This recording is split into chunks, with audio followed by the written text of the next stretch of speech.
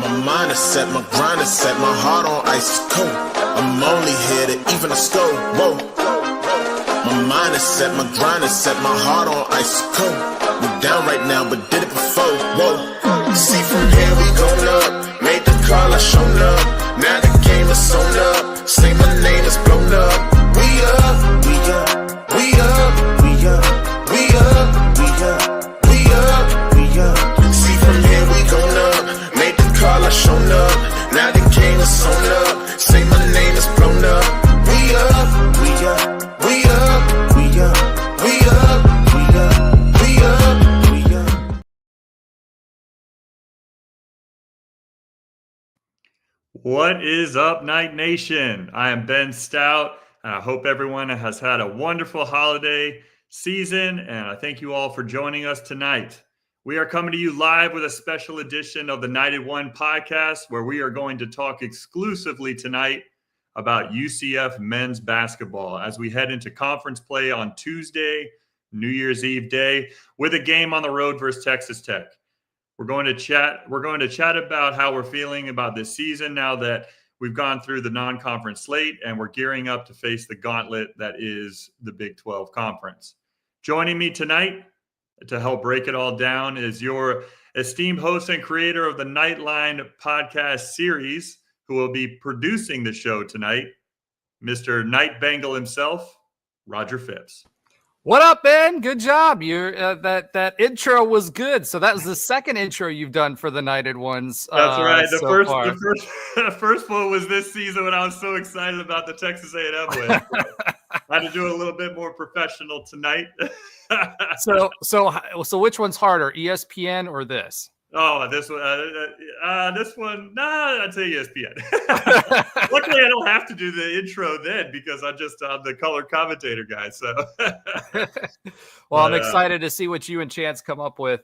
Two of the former UCF basketball stars. I never made it D1, but I did play a little semi-pro. So I'll let you guys cook. Yeah, I'm excited for you producing tonight.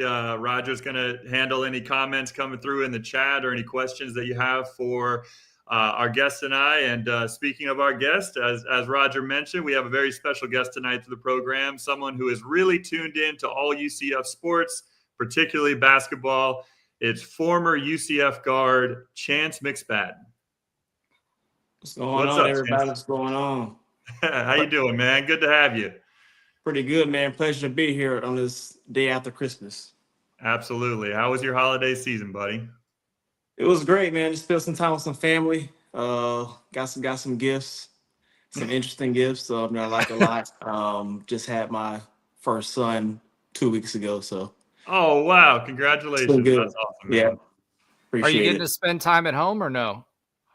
Yeah, for sure. Yeah, I've been home just soaking it all in. Obviously, when you have your first son, you definitely gotta soak that in. I was super happy to know I had a son coming. So, yeah. Well, I'll tell you, one day they turn 18 and you look like this. So I'm just letting you know it's all downhill from here for us. But enjoy it while you can. Most definitely. Yeah, and I've got 3 kids myself. My oldest is my son, who's 11. I got 2 daughters as well, 9 and 7. So we're a busy household, man. I always say that the kids get cooler and cooler with age. So you're in for a great adventure, and I'm excited for you, man. Congratulations. Appreciate that, man. Appreciate it. Well, as I said before, we are live tonight, guys. So, feel free to check in the comments section on our YouTube channel. Please interact with us as we talk about this basketball season so far and looking forward to the Big 12 conference play. That's why we're doing the show tonight, guys. We're doing the show for you all. We're looking forward to the Big 12 gauntlet, if you will. And Chance and I are here to break it all down for you guys. So let us know in the comments if you have anything for us, and we'll be sure to address it. And Roger will put it up on the screen as well.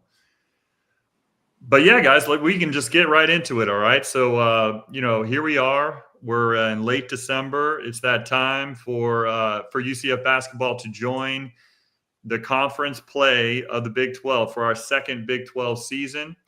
And so some general things on the night season so far. We're started out with a 9-2 record. We've had some great games along the way. I think our best win of the season came game 1 in Texas A&M, beating Texas A&M, who is proved to be a really good team going into the season and throughout their non-conference play in the entire SEC. Actually, their entire SEC's basketball play has been phenomenal, but Texas A&M has been no different, and I think that was one of our best wins, if not our best win of the season so far, is our first one against Texas A&M at home. But we have, and we're going to talk a little bit, or I'm going to reference a lot tonight, the net rankings, and all that is simply a way to judge the entire country as far as the net, as far as ranking every single team in the country. It is a marker that is used by the NCAA selection committee to decide some of the teams in the at-large bids that are coming once March comes rolling around. So I'm going to be referencing those rankings a lot tonight. And right now, as UCF stands going into conference play, we have a net ranking of 81, which is okay. But I think that takes into account a lot of who we've played and how we've played in the first 11 games of the season. And so that is 14th out of the 16 Big 12 teams as far as the net rankings go. But what it also does with these rankings is it divides up the country into 4 quads, if you will. And the top quad, it takes into account the, playing them at home or playing them away. And we are 1-1 in quad 1 games, the Texas A&M being the biggest win of the season. We are 0-1 in quad 2 games, which was actually that one loss against LSU where we were up by 20 points in the second half and wound up losing in triple overtime in that neutral site game. That was the toughest loss to take of the season of our 2 losses that we've had so far. We went up to West Virginia for the Greenbrier tournament and wound up losing both of those games. First one to a really good Wisconsin team where we were just never quite had it that night. But the second day of that tournament, the second game of that tournament against LSU, we were in command in the second half and just wound up kind of chipping away at it. LSU did. And we didn't quite work out that game. That was probably our one loss where we really, really wanted to get that one back this year.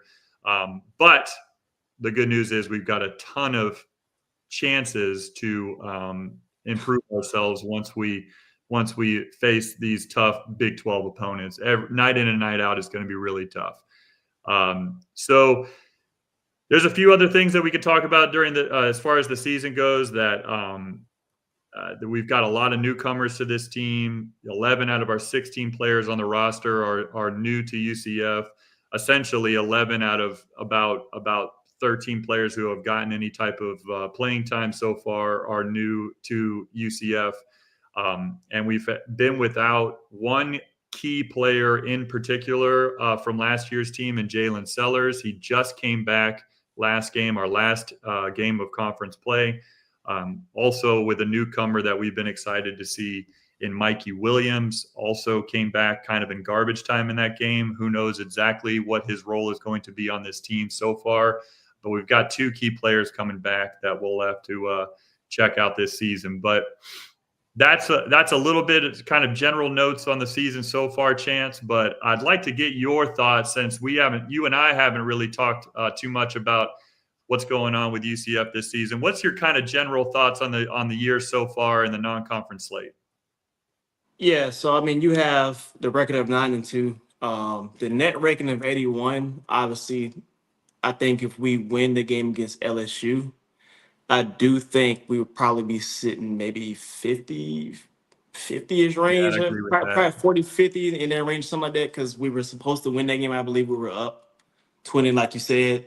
Mm-hmm. I was watching that game live. I couldn't believe that we ended up losing that game. It was kind of ridiculous, but anyways, we move on. I mean, 9-2 record going to start conference play. One thing I do want to kind of harp on is Sellers coming back into the lineup.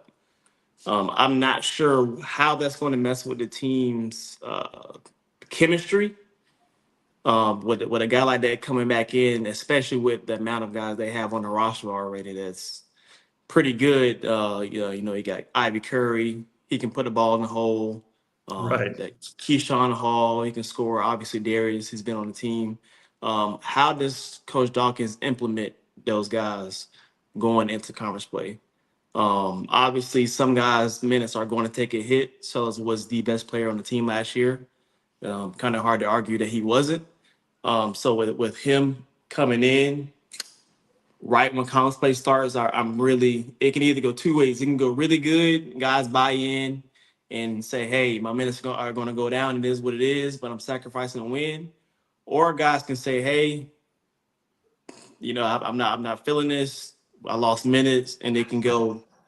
Yeah, both of you guys know it can get really bad in the locker room if guys start feeling like their ego is hit. So, but I am really excited to see how they play together. Obviously, we've got a couple tough home games coming up as well as road games. I'll probably be at the Kansas one, so yeah, I'm excited about that one. But you and everyone else trying to get into that game, that's for sure. Everybody wants to see that rematch from last season.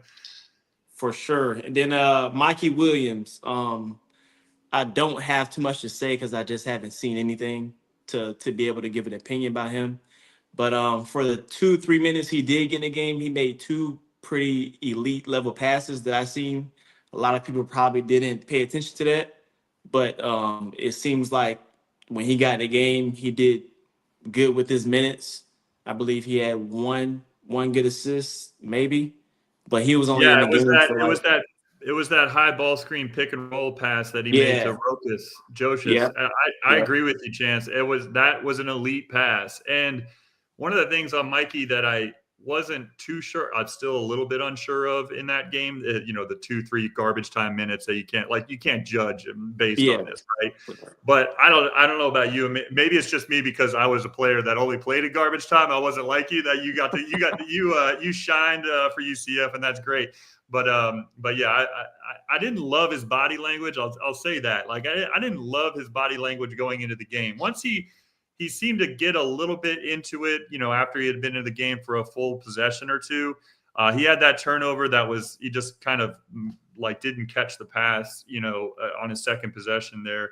But I didn't love his body language. But then again, he's a kid that's been like at the highest level of basketball, in high school, and has a lot of hype around him, has a lot of obviously Instagram followers or whatever. Yes. He's got a lot of attention around him, and he's used to that since he's been 14 years old, right? So he had never been in that. I'm going to give him a little bit of pass because he had never been in a situation where the first time he's checking into a game is 2 minutes left and a 30-point blowout, Well, I mean, Ben, too, just kind of add on to your point about what he looked like. When you looked at his face, it was almost like he was lost a little bit. I don't know if he was like, and it may be just, Mikey Williams is famous. I mean, let's be real. He's IG famous. He's well known. There's a lot of expectations on him, but this was his first game in the NCAA. So it was a little bit of a big moment for him. I don't know if it was a, hey, is this really happening kind of moment, or a what do I do kind of moment, or whatever. But you're right.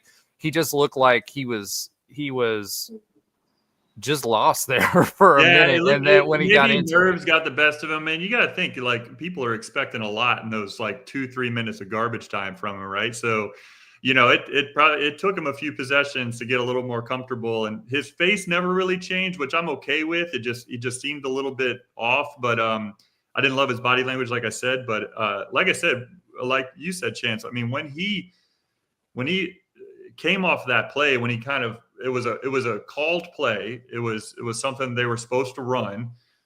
And he came off that ball screen off the top of the key, and he saw the roll man perfectly, and he dropped the dime to him. So, I mean, at least you saw that, that flash of an elite level play, like you said. Yeah. And for UCF Knight for Life 09, we had his message up on here, just to give my 2 cents on it. like we talked about on our previous show on Monday that just dropped, you know, both Mikey Williams and Sellers, and more so, I think, with Sellers than Mikey Williams. Sellers is going to have to get his legs underneath him again, right? So game minutes are different. And he just came off the back injury like 2 weeks ago. They didn't even know. And he even said he didn't know if he was going to actually play, right, for the rest of the season. So he's not in game shape. Now, is he an amazing player? Yeah, he got on the court and look what he did, right? Like he came in, he was fluid. He looked like he was part of the offense. There was a few miscommunications you could see, but you know, he absolutely looked like he belonged on the court. And he also looked winded after the first few minutes, right? So I don't think people realize like how big of a difference it is for you. You can't just go up and down a basketball court coming off an injury you can't do that. So, you know, he's going to have his minutes fed to him. The one thing that Johnny does really well, and he does it often, is he plays with his lineups, right? So situational basketball, you know, giving yourself the ability to play small ball or go bigger or mix and match defenses. Some people are better defensively. Like that's a big reason why Coleman's in there. He's not going to go for 20 points every single game, right? But he does provide you that defensive edge, and he doesn't produce turnovers, right? So that's really why he's in there until Sellers gets back. So I think you're going to continue to see what we're going to see. I think Mikey, he's going to have to work his way into it. We don't know. One, he's coming off an injury, and two, we don't know what we saw in practice, and three, he's a true freshman. I mean, this kid hasn't played since high school, right? That's a long time he sat. So it's going to take him a moment to get in rhythm with the team, make sure he's got his body right, and then make sure that he's getting the confidence, right? Because I don't care what anybody tells you. I was a pretty good guard in my own right. I was playing when I was 15 years old and semi-pro basketball, right? But when you're staring down someone the size of Ben or Chance, you know, when they're on the other end of the court with you, stuff gets real. Since we're a clean show and we're eat for everyone, stuff gets real quick when you're looking at someone like that, right? So it's going to take him a minute to get back into the rhythm, and again, he's coming off of it too. But I think Sellers is such an important piece, and the fact that he produced when he was on the court with the minutes that he was given shows you that Johnny, he likes to mix and match his lineups. He's been prepping all season for this, especially when it comes to different opposing offenses that we've played against and different styles. So one, we're built for this, and two, Sellers is going to sprinkle that in as he feels better and he gets his win back. Yeah, one thing I did notice what Johnny said in the interview. I think the post game of the last game. They're going to ask him about Sellers and how they plan on putting him into the lineup. He kind of kept it in general. He tends to do that a lot when he doesn't want to throw too much, because he doesn't want to tell the other teams in the conference, hey, I'm going to, implement him right away. He doesn't want to tell them that. But I do think Sellers will. I don't think he'll start next game. I don't think he'll start, but I think he'll probably be 25 minutes next game. I think he'll get about 25. And I guarantee you in practice, they're probably scrimmaging a lot just to get his win up. They're probably going 5-on-5, score up there, and saying, hey, let's get ready for conference. So they're probably going hard, scrimmaging, so that guys like Mikey and Sellers can, get back in the groove. And so we didn't get in the game, because last game, Sellers, I think he was in about 4 minutes and he pulled his shirt. Coach, get me out. Yeah. So I was like, I don't blame him. I mean, this is his first time playing since the preseason, so I wasn't surprised when he did that. You guys talked a little bit about Mikey's body language. That's one thing I did notice that too, because I was at the game last game. Mm-hmm. On the bench, I noticed to me is how he presents himself on the bench, in my opinion. Yes. It's like he's like sitting, he's like with his arm, I think he had his like legs crossed. Didn't seem animated when his team like did well. But it can be an ego hit when you're a guy coming in that highly touted, because you got to remember he was a 5-star coming out of high school. Yeah. And then for him to get in the game with some of the walk-ons, that's a big ego hit for a guy like that. But I do think he'll bounce back. I don't think he's I don't think he's a cancerous guy. I don't really know him, so I'm not gonna say that. Right. But it can be a big ego hit to a guy like that to come in a game in garbage minutes and be expected to give the crowd something special. It's just not gonna happen in It's 2 or 3 minutes. It's so funny that you mentioned that, Chance, because I wasn't at the game, but I definitely noticed the same thing you do. And whenever they cut to the bench on on camera, and the interesting thing about that is whenever they cut to Jalen Sellers on the bench, it was the exact opposite. Now, granted, Yes. we're talking about two players that are in a totally different situation, right? Jalen Sellers was our leading scorer on our team last year. Like he was the man on our team last year. Like he knows that all he has to do is get back. I mean, I don't want to say all he has to do, but he has to get back into shape and he's going to get his minutes. Like in Johnny, because Johnny Dawkins knows him, like as far as knows him on the court playing for him. And so I think but that being said, Jalen, in that moment, you always have a choice, right? Like you have a choice, like when you're on the bench, it doesn't matter what your situation you're in. You can choose to be, a rah-rah guy on the bench. You can choose to be in the game, engaged in a game, even though you're on the bench. And Jalen Sellers was that when he was on the, and whenever they cut to him on the bench, you always see Jalen just like, hyping up his teammates and he's into the game. And, he's getting himself mentally ready to get back into that game, as well as the physical nature of him getting back into the game. So you're right. That's been a difference. And so, I just think it's an interesting thing of how Johnny Dawkins is going to like implement him into the starting lineup, because we know it's coming, and how he's going to implement him into the, starters minutes of the game as the conference play goes on, as these first 4 or 5 games in conference goes on. And we'll talk about it a little bit later, but it's not like we get a chance to ease into this conference. Like Texas Tech is no joke, and that's just the first game of conference, let alone the ones coming after that. So we don't get a chance to necessarily ease into it. That being said, I feel like Jalen Sellers is going to continue to get his wind about him. And as soon as that happens, that conditioning, that basketball shape, starts to raise its level with him, he's going to get those starters minutes. Now, where are those minutes going to become a sacrifice in it? I think we can break that down in a little bit, but I mean, I just off the top of my head, I see certain players like Dior Johnson and Nils Machowski who are getting about 8 minutes a game right now. I don't know. If Dior keeps hitting those threes like he's hitting, he might be staying in there. He started to prove himself to be a scorer.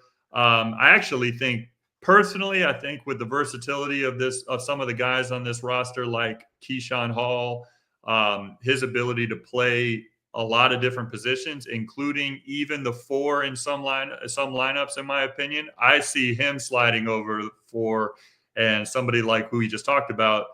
And I'm not saying that that he deserves a sacrifice on this, but somebody like Debo Coleman, and some others, their minutes going down just a little bit because we got to implement Jalen in the lineup. But it might depend on matchups too. So. Yeah, I think a big part of that too will be matchups and what we're playing, right? So if we're playing small ball or not, right? A lot of those guys are going to get more run because there are some small ball teams that are out there too. Like Houston is kind of set up like we are right now, etc. So I think a big part of that is going to be who we're playing. But I think no matter what, Sellers is going to get his. And the difference between Mikey Williams and Sellers right now is Sellers has been there, done that. He's been successful. He led the Big 12 in scoring last year. He's got the confidence, and he's a team leader. So he's going to be vocal. Mikey Williams, on the other hand, hasn't played since high school. He's got big expectations on his shoulder. It was the first time on the court and in NCAA play, and it looked like it. when it came to his body language. And that's going to change, but he's got a long way to go because he's not the only 5-star or former 5-star on the court right now for the UCF basketball team. That's true. The crazy thing, right? Like all these guys are 4 stars and 5 stars. Yeah, which is a great problem to have. And you put UCF Knight for life, his question up there about the slow starts. I think that's a good topic for us to talk about as we're, continuing to talk about how we've played so far this season. That has been one of the things that I think is a bit of a concern of the things that we've seen in the non-conference, or seen from us so far this season. And one of those things, of course, is the slow starts. And I think my thoughts on the matter, and I want to hear what you guys think as well. My thoughts on the matter is that what I'd like to see more of to start out a game for UCF is not settling for jump shots early, like attacking the basket from the opening possession. And at the very least, if we're going to get a jump shot, it's going to be from a kick out after a hard drive to the basket. Like, I'd like to see guys like Darius Johnson, especially getting downhill early, somebody who's been an excellent 3-point shooter this year. And so I've got no problem with Darius shooting the ball. I just don't want our first 5 possessions to be all 5 players shooting some shot from 18 feet out. And that's what we see sometimes in these slow starts or slow periods in the game where we let the other team go on a run, or we just go on a long run where we're not scoring in the game. So attacking the basket early, I think, is going to be very important once we get into the non-conference to kind of set the tone. And I also felt like ever since Johnny Dawkins has been here, it doesn't matter if you go back to the BJ and Taco days, you go to some of the teams since then. Johnny Dawkins' defense, his team's defense, always seems to get more energized when we are having fluid offensive sets. And so I think that if we can become more attacking on the offensive end early in the game, I think that that'll just fuel everything, even on the defensive end as well. So what do you think about that, Chance? Well, to go off of UCF Night for Life 09's comment, so I go to the game with one of my guys, and that's one thing we always talk about when we go to the games. Is like, it seems like every game this season is that they're down at least 7 to 10 points off the rip. Like every game, crazy. I think last game was a little different, but every game I went to and watched on TV, it's like they take time to wake up. Like, all right, we're at a game tonight. All right, let's play now. But it takes them like 3 or 4 minutes to realize, hey, what are we doing? And I sent out a tweet about 2 weeks ago, and I talked about those slow starts going into conference play. When you talk about a conference like the Big 12, there's no way you can start off the game 12-0, 10-2, scores like that with a team like Kansas, teams like Texas Tech, because those teams are going to shut you out early. They're going to take that as hey, these guys can't play with us, and they're gonna put their foot on the throttle. So if they keep having starts like this, it will be scary for them going into big, especially on the road, because you got a lot of teams that people don't talk about is Kansas State. Their environment is crazy, and then when that crowd gets behind them, and you're down 12-2, good luck. And so we haven't mentioned yet, right? I mean, that we have not had a true road game yet this entire season. No. And so our first true road game is going to be our first conference game at Texas Tech on New Year's Eve. So you're right. I mean, we've had slow starts, but all of them, with the exception of that game against Wisconsin, which was a neutral site game, all of them we've been able to survive because we were at home, and our home crowd might be standing up still because they're waiting to sit down for that first bucket. But by the same token, it's been at home, right? It's a forgiving crowd. And as soon as we do go on that run, which we luckily have in all of our games that we've won, all of our games at home this season, once we do go on that run, the crowd gets into it, and it's a home court advantage, and we get all that. But you're absolutely right, Chance. I mean, the fact that we haven't been on the road yet this season, it scares me. It shows you that if we have those slow starts in conference, man. If we have those slow starts in conference at a conference opponent's arena, it'll be difficult to recover from. Yeah, I think for my seat, look, there's a couple things going on. One, our offense this season is not half court offense. What we used to run is a smothering defense and a half court offense to drain the clock. And then we ended up shooting a three. When it wasn't working, we ended up shooting a three. We didn't have very much slashing. We didn't have very much movement. Everybody was on the perimeter. And then we had one big in the center, whether it be Taco or anybody else. That's kind of what we were running. And now, with the new offensive coach that we brought in this year that was highly focused on offense, it's switched up a little bit, right? And so we thrive and we get in our groove when we're not in a half court set. We want to get steals, we want to get turnovers, and we want to score in transition. And that's really what Johnny Dawkins wants to do now. The way that is enabled, though, is if you get that transition offensive score, then that sets up your press. And so we're playing a lot of press. We're playing different variations of the press. We're playing man. We're switching to zone. We're doing a lot of different things on defense to confuse people. But that's really that defense is causing our offense because we're getting a lot of points off of turnovers. It allows us to get out. It allows us to speed up the game and to run, which is the exact opposite of what we were doing before, right? But it allows us to really use those 4 stars and 5 stars that are great offensive threats, which we have a lot more offensive threats this year than what we've had in years past. In the past, it was always more about, hey, we've got 1 or 2 guys that we want we've got DJ who's got the ball in his hands, or we've got, Sellers who's got the ball in his hands, right? Or Taylor, when he was here, so that's what we were. This year, it's more about that. The problem with that is before we get into that defensive mindset and we really start clogging up the lanes, our sets have been shoot a perimeter 3. And Johnny tells them, and this, Chance, too. Johnny tells them, hey, shoot your way out of a slump, right? You got the green light to shoot. If you're a decent shooter, I'm going to let you shoot, right? But when you go 0 for 9, at the beginning of a game, we can't do that, right? And other teams will get hot. Now, this last game you mentioned, we shot 52%. We shot 57% from 3. We're not going to shoot 57% from 3. So we've got to set up that slashing, and we've seen things like pick and rolls this year, which we haven't seen since like Taco Fall days. We tried to do that back then a little bit. We haven't seen that in a really, really long time. But now we've got a lot more variety in our offense. We're making the extra passes. We got guys slashing. We got movement.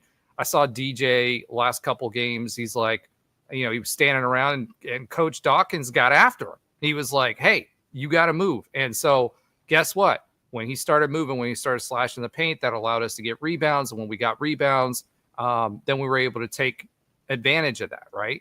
And not have like one possession where an inferior team has 6 straight attempts because we can't rebound, right? Like for me, it's like, bro, why are people not boxing out? Why are people not following their shots? Why are people not doing that? It seems like once they get that in gear, like once they figure that out, it takes them a few possessions to figure that out. Then they start getting that attacking mentality with the other types of offensive sets that we have. Then you start seeing, a few points going, and then we start really getting into that defense. But for us, defense sparks our offense because it gives us easier shots, and we don't want to play a half court game. And you're right, Chance, you can't do that in the Big 12. No, I got a question though. It's a lineup question. You guys think the offense, well, kind of both, offense and defense flows better with Benny Williams or Mustafa? I got my opinion. I want to hear you guys' opinion. But just for me, watching the game, I have my opinion on who I feel like it's the game flows better with. But I want to hear you guys' opinion on who you think, Benny or Mustafa when it comes to, fluidity, like the fluidness of the game. So I don't know. So Benny Williams is so athletic that I don't know if you necessarily have to choose between those two, because those two can coexist in the same lineup. But I understand the premise of your question. I'm always going to be an advocate for Mustafa, just because I see him as just an exponentially high ceiling. Like, he's a future lottery pick, in my opinion. He is an unbelievably talented player that is only going to get better and better as he plays more high-level college basketball. Now, obviously, he's supposed to be a senior right now this year, right? Like, he reclassified. And so to answer your question, it's hard to answer your question for me because you asked from an offensive standpoint, right? Well, offense, like a little bit offense defense. So let's say, because I know a lot of times Dawkins puts Benny in as the center. Yeah, he does. And so the only reason why I hesitate on answering it from an offensive standpoint only is because he's still a little bit raw on the offensive end. I actually think he's got some pretty good touch around the basket, and his mid-range jumper is pretty good. I'm talking about Mustafa. But I think, to me, defensively, he just brings his team to another level because they can switch all 5 positions when he's in the game. He's an elite he's an elite level defender. I think he can guard so many different players on the court, and he's such a menace as a shot blocker that I just feel like lineup wise, he's going to command more minutes because of what he can do as a shot blocker on this team. But and again, I don't even know what your answer. You haven't said what your answer is yet. But I feel like even offensively, with some of the high ball screen pick and roll action that he can do, he's a little bit raw on the offensive end. A little bit might be generous. He's got a long way to go as far as the feel for where he should be on the court at all times. But once he gets the ball in his hands, he makes pretty good decisions. So just overall, I just think Mustafa is a guy that's got to be in the lineup even more if he can be. But foul trouble has also been something that he's run into this season. Yeah. I think for me, like the biggest problem that Johnny Dawkins is running into right now, no matter what his thought process is for lineup, is Josiah is just not there. There's a big drop off. You've got Mustafa, and then you've got Benny, and then you got a drop off. And I think, when you want to play a little more up and down basketball, for me, as far as what the flow is, the speed of the game works better with Benny Williams. He can, he was a lot like CJ Walker, except for the fact that he's more fluid with the basketball. He's, CJ, he was hurt so much, it was hard, but he was tall and he was as athletic as Benny Williams, but Benny Williams has just got better handles. He's got better handles, and he'll get in there and do those things. Whereas, Mustafa, the good thing about him is I look at him and I look at Taco Fall, right? I remember when Taco first started. Taco had a rough time. And granted, now Taco was taller, right? Had a rough time getting up and down the court or even, I don't know if you guys remember McBride, right? When McBride was getting up and down the court, right? Like he was a shot blocker, right? Like he could get it, but he couldn't get it very long. So it was kind of the same thing with Taco Fall. With Mustafa TM, he moves pretty fluidly. He's pretty quick. He can move up and down the court. But I think what he gives you is he has that ability to block. I mean, this guy's averaging, I think, 3 to 4 shots blocked per game. I think that's important. I think, he's put 20 pounds of weight on already, which is something that is important. As far as fluidity of the offense, though, Benny Williams 100%. But I think it's a bigger question of that. And no matter what your preference is, you've got to have Mustafa in there, especially when you're talking about guys like when you're playing Kansas and you've got those dominant centers or BYU or whatever.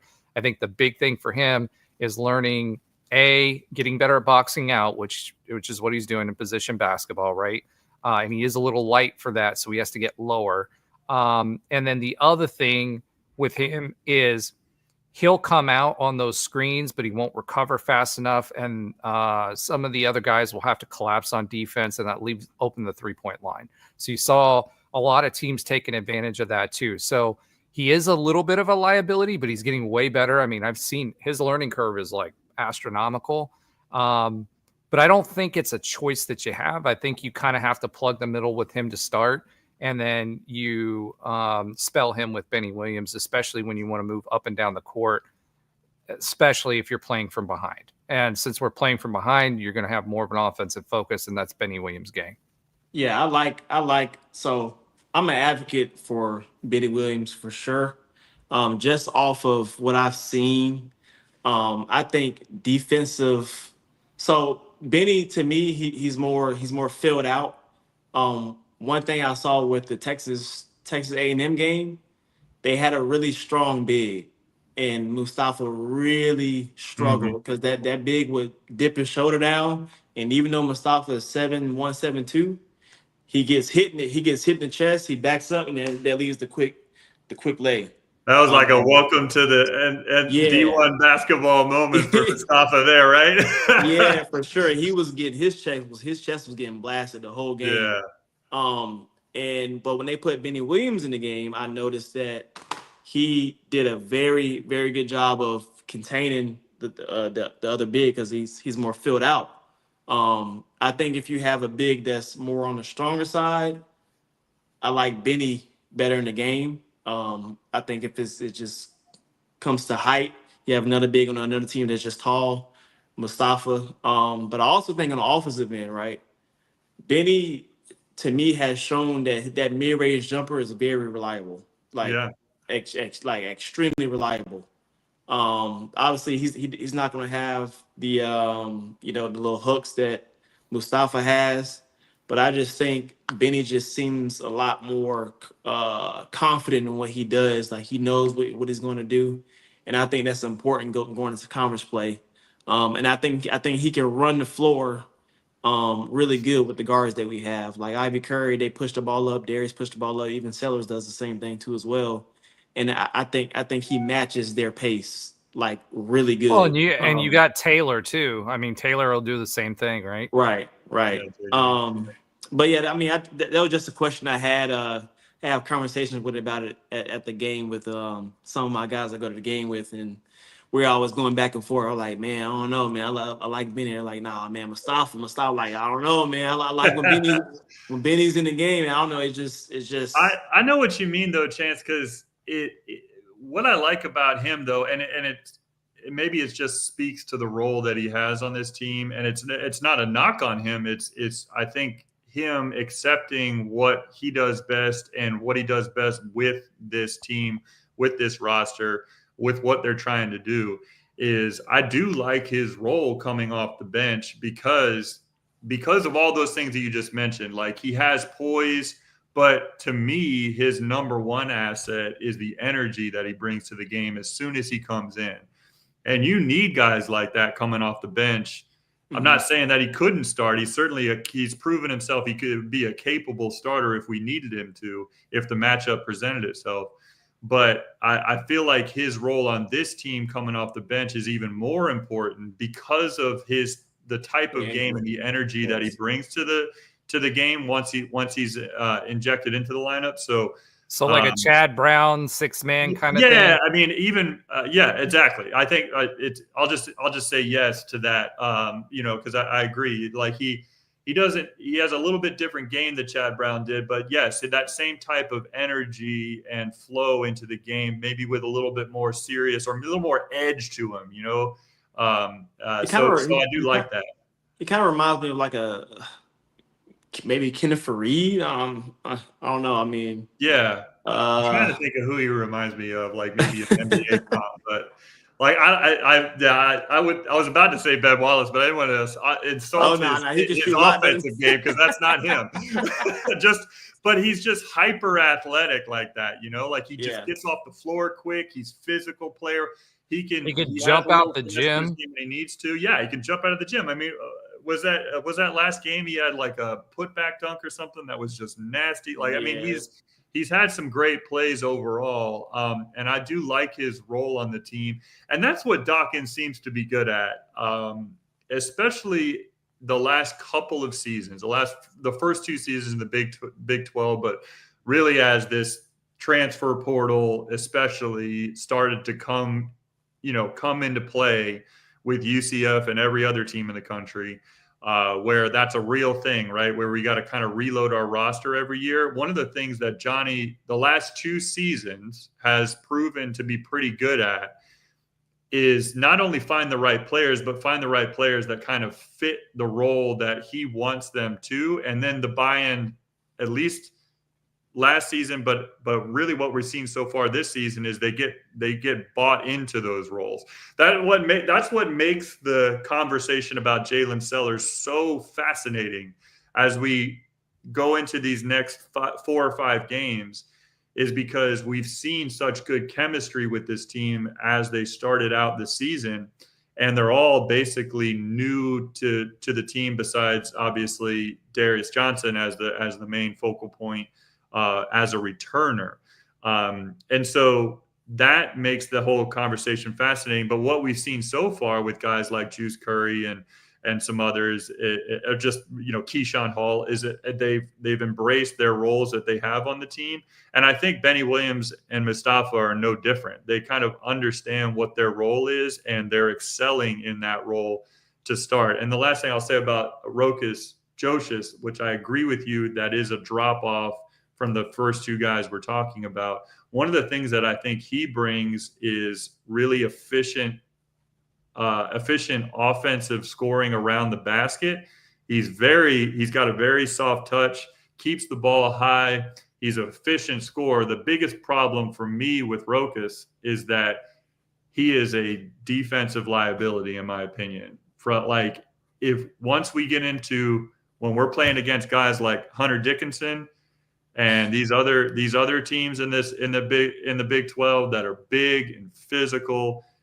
I mean, a guy like KJ Abrams, for instance, like if he gets in a switching, like Rokas can't be in a switching situation like with Hunter Dickinson and like KJ, like he's going to be done. So I actually think that his minutes go down even more because so far he has not proven, at least to me in my observation, to be a very good defensive player. And we've got plenty of offensive players. We don't, need his offensive standpoint. So I can see his minutes being sacrificed as we go into conference play and kind of shore up our lineups. I think he's slow. He's slow to recover. That's the biggest issue with him is like you watch his footwork, you watch his body. He doesn't have control of his body as well when, like you said, off of switches or it's just a little more lumbering, Yeah, exactly. Yeah. And then the other thing that you mentioned that I thought was really, really important is, the last 2 years as more of this NIL and all this stuff has kind of come into play. One of the things that you always ask, and one of the things, Ben, that we've always talked about, whether it be Nightline or whether it be the Knighted Ones or anything else, is the ability of the team to gel, right? Like how, when they're on the court, how well are they gelling together? Last year's team came together a lot more quickly than what any of us were expecting, right? Mm-hmm. When we were talking about last year's team, we were like, yeah, I think you had the least conservative expectation. Well, not even expectation, or thought that they could win 4 wins. I don't remember what we said at the beginning of this. Four conference wins, right? And so they exceeded that, right? No, I'm serious. I mean, you think about what we were walking into. Going to our first season of the Big 12, Chance, we were like, I was trying to hedge my bets. I was like, we get 4, I'll be pretty happy. And you were the least conservative, right? So I thought, I think I said 3. But, you see that with this team this year, and then you see the different rotations. So I don't know, what I see is progress. I think Johnny, what he's done the last 2 years really, really successfully is not just have guys play within their lane, because you've got a lot of big personalities that came onto this team. You think about Benny Williams was huge at Syracuse. You You think about Keyshawn Hall, he was a feature player. Yeah. You think about Mikey Williams. You think about J.J. Taylor. You think about Dior. All these guys are Johnson averaged 45 points in junior college. Like, I know, I know he's going from junior college, but you average 45 points in the playoffs in junior college, you're going to expect him to do something.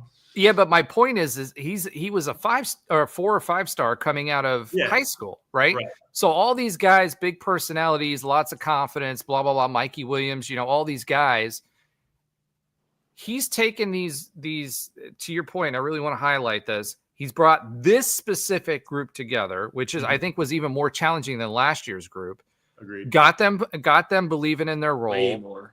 Yeah, like got them believing in their role. Because I mean, look, you had Penny Hardaway, right? Penny, you talked about Penny Hardaway quite a bit, and how his team, he gets these guys, these 4 and 5 stars, and he just kicks them off the team, or they don't get along or whatever, right? And they're coming, those same players are now coming to this team and they're gelling together and playing within their lane.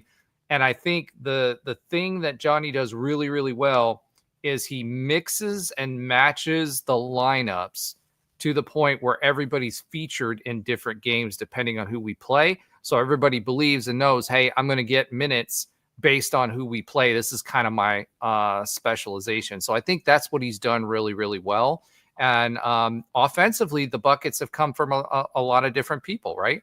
So, we'll see how that works out in conference play. I think, the thing is, realistically, if you look at our schedule, you were talking about net rankings, right? A lot of these teams were lower net, and they're expected to be tournament teams or competing for that 1 seed for that bid in their league, right? We played both Horizon League finalists, or like the expected winners of the Horizon League. Like we played a lot of teams. You're right, that are going to be tournament teams. Yeah, so you have that, and then you have the fact that not only that, but Johnny's picking them for that very specific reason of playing different looks. Now, UCF Night for Life again comes back. He says, Chance tweeted recently about how the transfer rules should change to help encourage student athletes to stay at school. I think that goes at football or basketball. The 2018-2019 team was tremendous talent that was built towards the season over a few years. Yes, and I'm just going to, before I let you jump in there, Chance. Team. Yeah, but yes, and, right? I think I guess what I'm highlighting here is that Johnny, the last 2 years, has proven that he has now more money and more leverage being in the Big 12, that he can get a higher quality of player. And he's been able to take those higher quality of players, plug them in such a way where this team has been successful. So I'd argue he's more successful with this than having to lean on the development of 1 or 2 players to do that. Chance, go ahead. I didn't mean to pull away from that, but I thought that was a really interesting comment. Yeah. So yeah, that was I tweeted that. I forgot when I tweeted. I think it was like a week ago, but I got a lot of different opinions on that. Look, the NIL is good. I'm all for players, getting paid. Are you mad, bro? Are you mad you missed out? Yeah, I am a little salty about it. I'm not gonna lie. I just missed that mark. You got 4th and 5th guys on the bench right now. From what I hear, they're getting 75, 80. I mean, that's you're a kid in college. I mean, you're walking around with 100K, 400K, some millions, and I mean, it's crazy. But bro, you gotta afford that Hellcat lease payment. I'm just saying. But the transfer portal, right? I think the culture of college sports is being lost because of the transfer portal. The fans are used to seeing guys at their college at least 2 years, 2 or 3 years. And to see these guys leave after every single year, the fans don't have any players to really gravitate towards.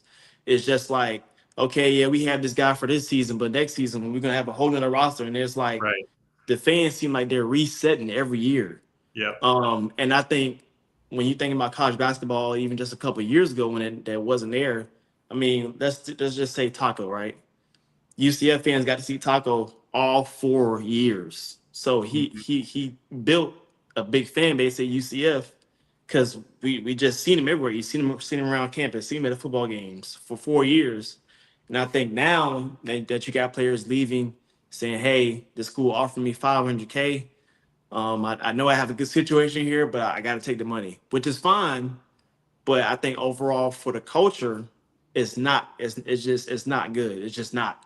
And you have, let's say, I think I said you can transfer one time max. And I think Marlon Williams from the football team, he came in and commented. He was like, he said he thinks that you should be able to transfer one time max, and the second time you should be able to have to sit out. I agree. I do think every player should get a right to transfer because a coach can leave, Right. different stuff. So I can't just say, yeah, you shouldn't have a transfer portal. You Well, they definitely do, should. Chance, they do have a trigger for that. Anytime a coach leaves, whether it be football or basketball, they have the ability to transfer. Yeah, I think and it's go in into- any sport. Yeah. Yeah, right away. So that's already covered. Yeah, But I agree. The biggest. Go ahead. A lot of these guys are transferring. So yeah, if the coach leaves, all right, yeah, cool. But a lot of these guys are transferring just off the strength of just money. Oh yeah. Yeah, it's either money or the coach talked to me wrong. So now, I got a grudge against the coach. I'm out of here. They're not. I don't feel like they're losing the grit to work through problems, in my opinion. Yes. I think that's the biggest thing right there. What you just said there is because, all of us are of varying ages, but Roger and I are a little closer in age than you. You're a little younger than us, Chance. But by the same token, what are you talking about? I'm his age. All of us grew up. I just got that. I just got a little bit of Yeah, going a little on. more gray in the beard. Same here. But by the same token, all of us grew up in an era where you earned what you got. Like, regardless of how you felt about certain things that other people got besides you, like, you had to earn what you got. And you got recruited hard, but once you came on campus, once you were a part of that team, you had to earn every opportunity in practice or extra workouts, extra shooting, whatever that may be, film sessions, and you had to earn that. And Penny Hardaway you mentioned Penny Hardaway earlier. Like, Penny Hardaway talked about this recently, how it's so difficult nowadays because you can't discipline a player because you're afraid that they're going to leave. And we had a coach that was in the Final Four. We had a coach that was in the Final Four 2 seasons ago, literally resigned today, the middle of the season. Jim Larinaga at Miami, he resigned today because of the topic that we're talking about. This coach coached a Final Four team 2 years ago, and he said 8 days after he won the Final Four, one of what he cited, this is his words, not mine. He said 8 days after they made it to the Final Four, he had a large number of players in those post-year meetings that that everybody has at this level, basically say they were going to transfer because they wanted to figure out how much more money they could make. And I think, and I'm fine with you. See, it's funny that you mentioned the rule that you feel like should be implemented, the one transfer, and then you'd have to sit out. It's funny that you mentioned that because that's what the NCAA actually said that the transfer portal rule was going to be about. Like, it literally said you get a one-time transfer, and then if you do that again, you have to sit out, like you always did, right? Like you had to sit out like a year.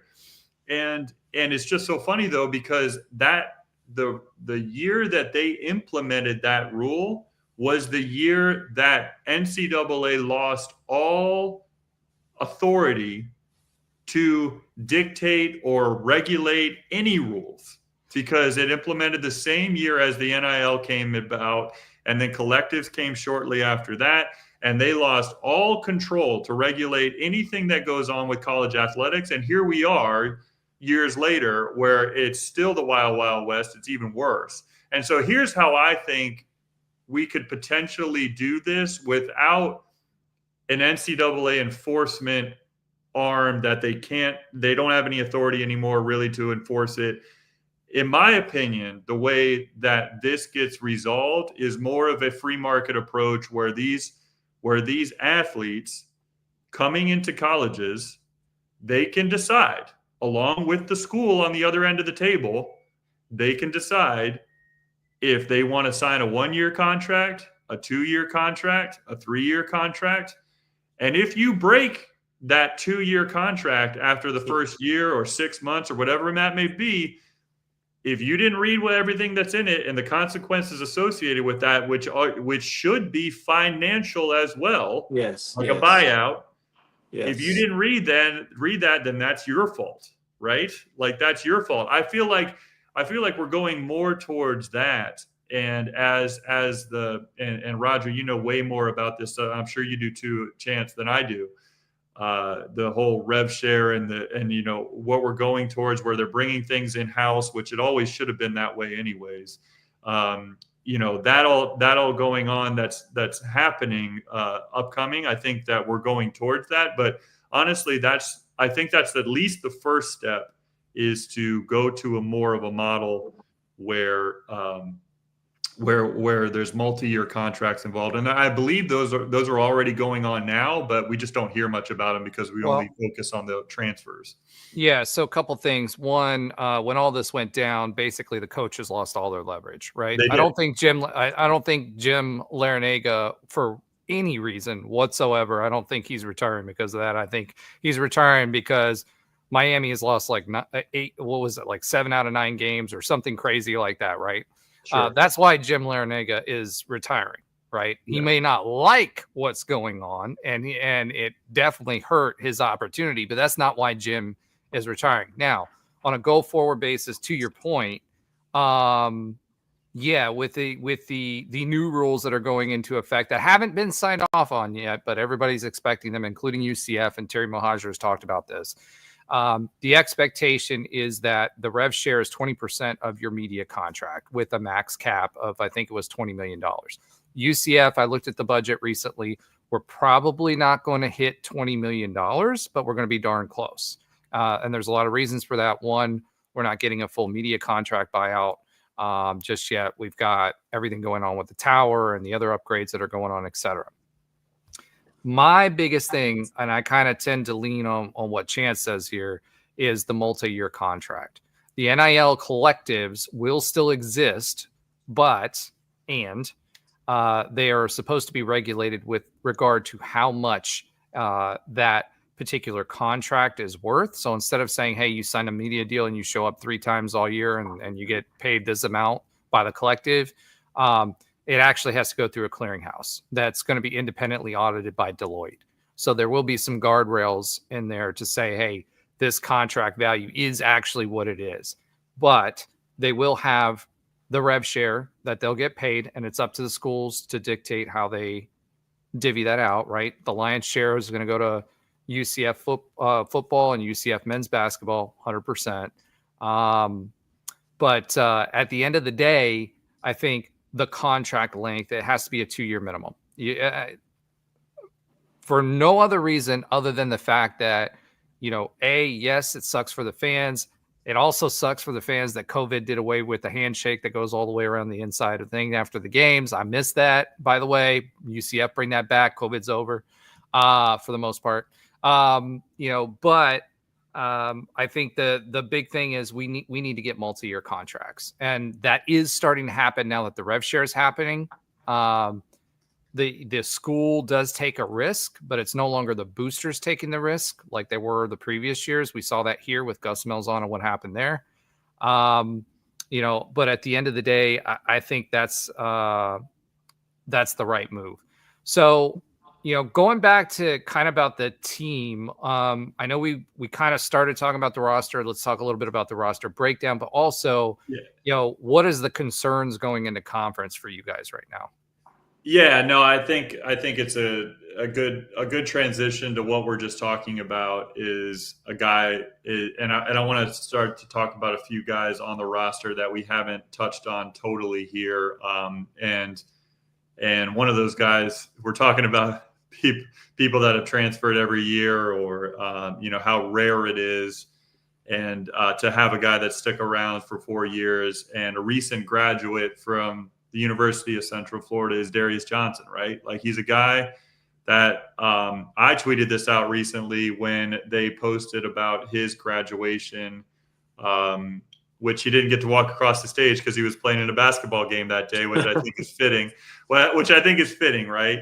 When UCF basketball posted about Darius's graduation from UCF, like I tweeted out how I felt about it. I put it on our group chat before I did, because I just, like, in today's day and age, you just have to appreciate a guy like Darius Johnson. And I'll set aside that his father is part of the coaching staff, because I don't even care at this point. I don't, because it's such an anomaly now for a player to stick around like he has. And let's be honest, like, the fan base, myself included, like, hasn't always been kind to Darius Johnson and everything that he's his growing pains as an athlete and as a leader of this team. Nothing that, I've never questioned his leadership ability, because I think that is elite. I think some of the things that he's cleaned up this year in particular, because I want to talk about his game, is he's cleaned up kind of the silly turnovers that we would see in the past. He's limiting those, and especially the untimely turnovers that we would see in the past. I think he's cleaned that up a bit, because they've been tough in the past. That's for sure. Yeah. And one of the things that he's absolutely just accelerated at this season is his 3-point shooting is just through the roof. I mean, he's averaging 40. His 3-point shooting percentage is 46% right now. That's 6th in the Big 12. He leads the conference in steals per game at 3.1 per game. And so he's kind of getting it done on both ends of the floor. He's a team leader in assists per game, which is he averages nearly 5 assists a game. It's not like super high level numbers. We're not talking about 8, 9, 10 assists a game. But by the same token, his role on this team isn't necessarily to dish for assists all the time.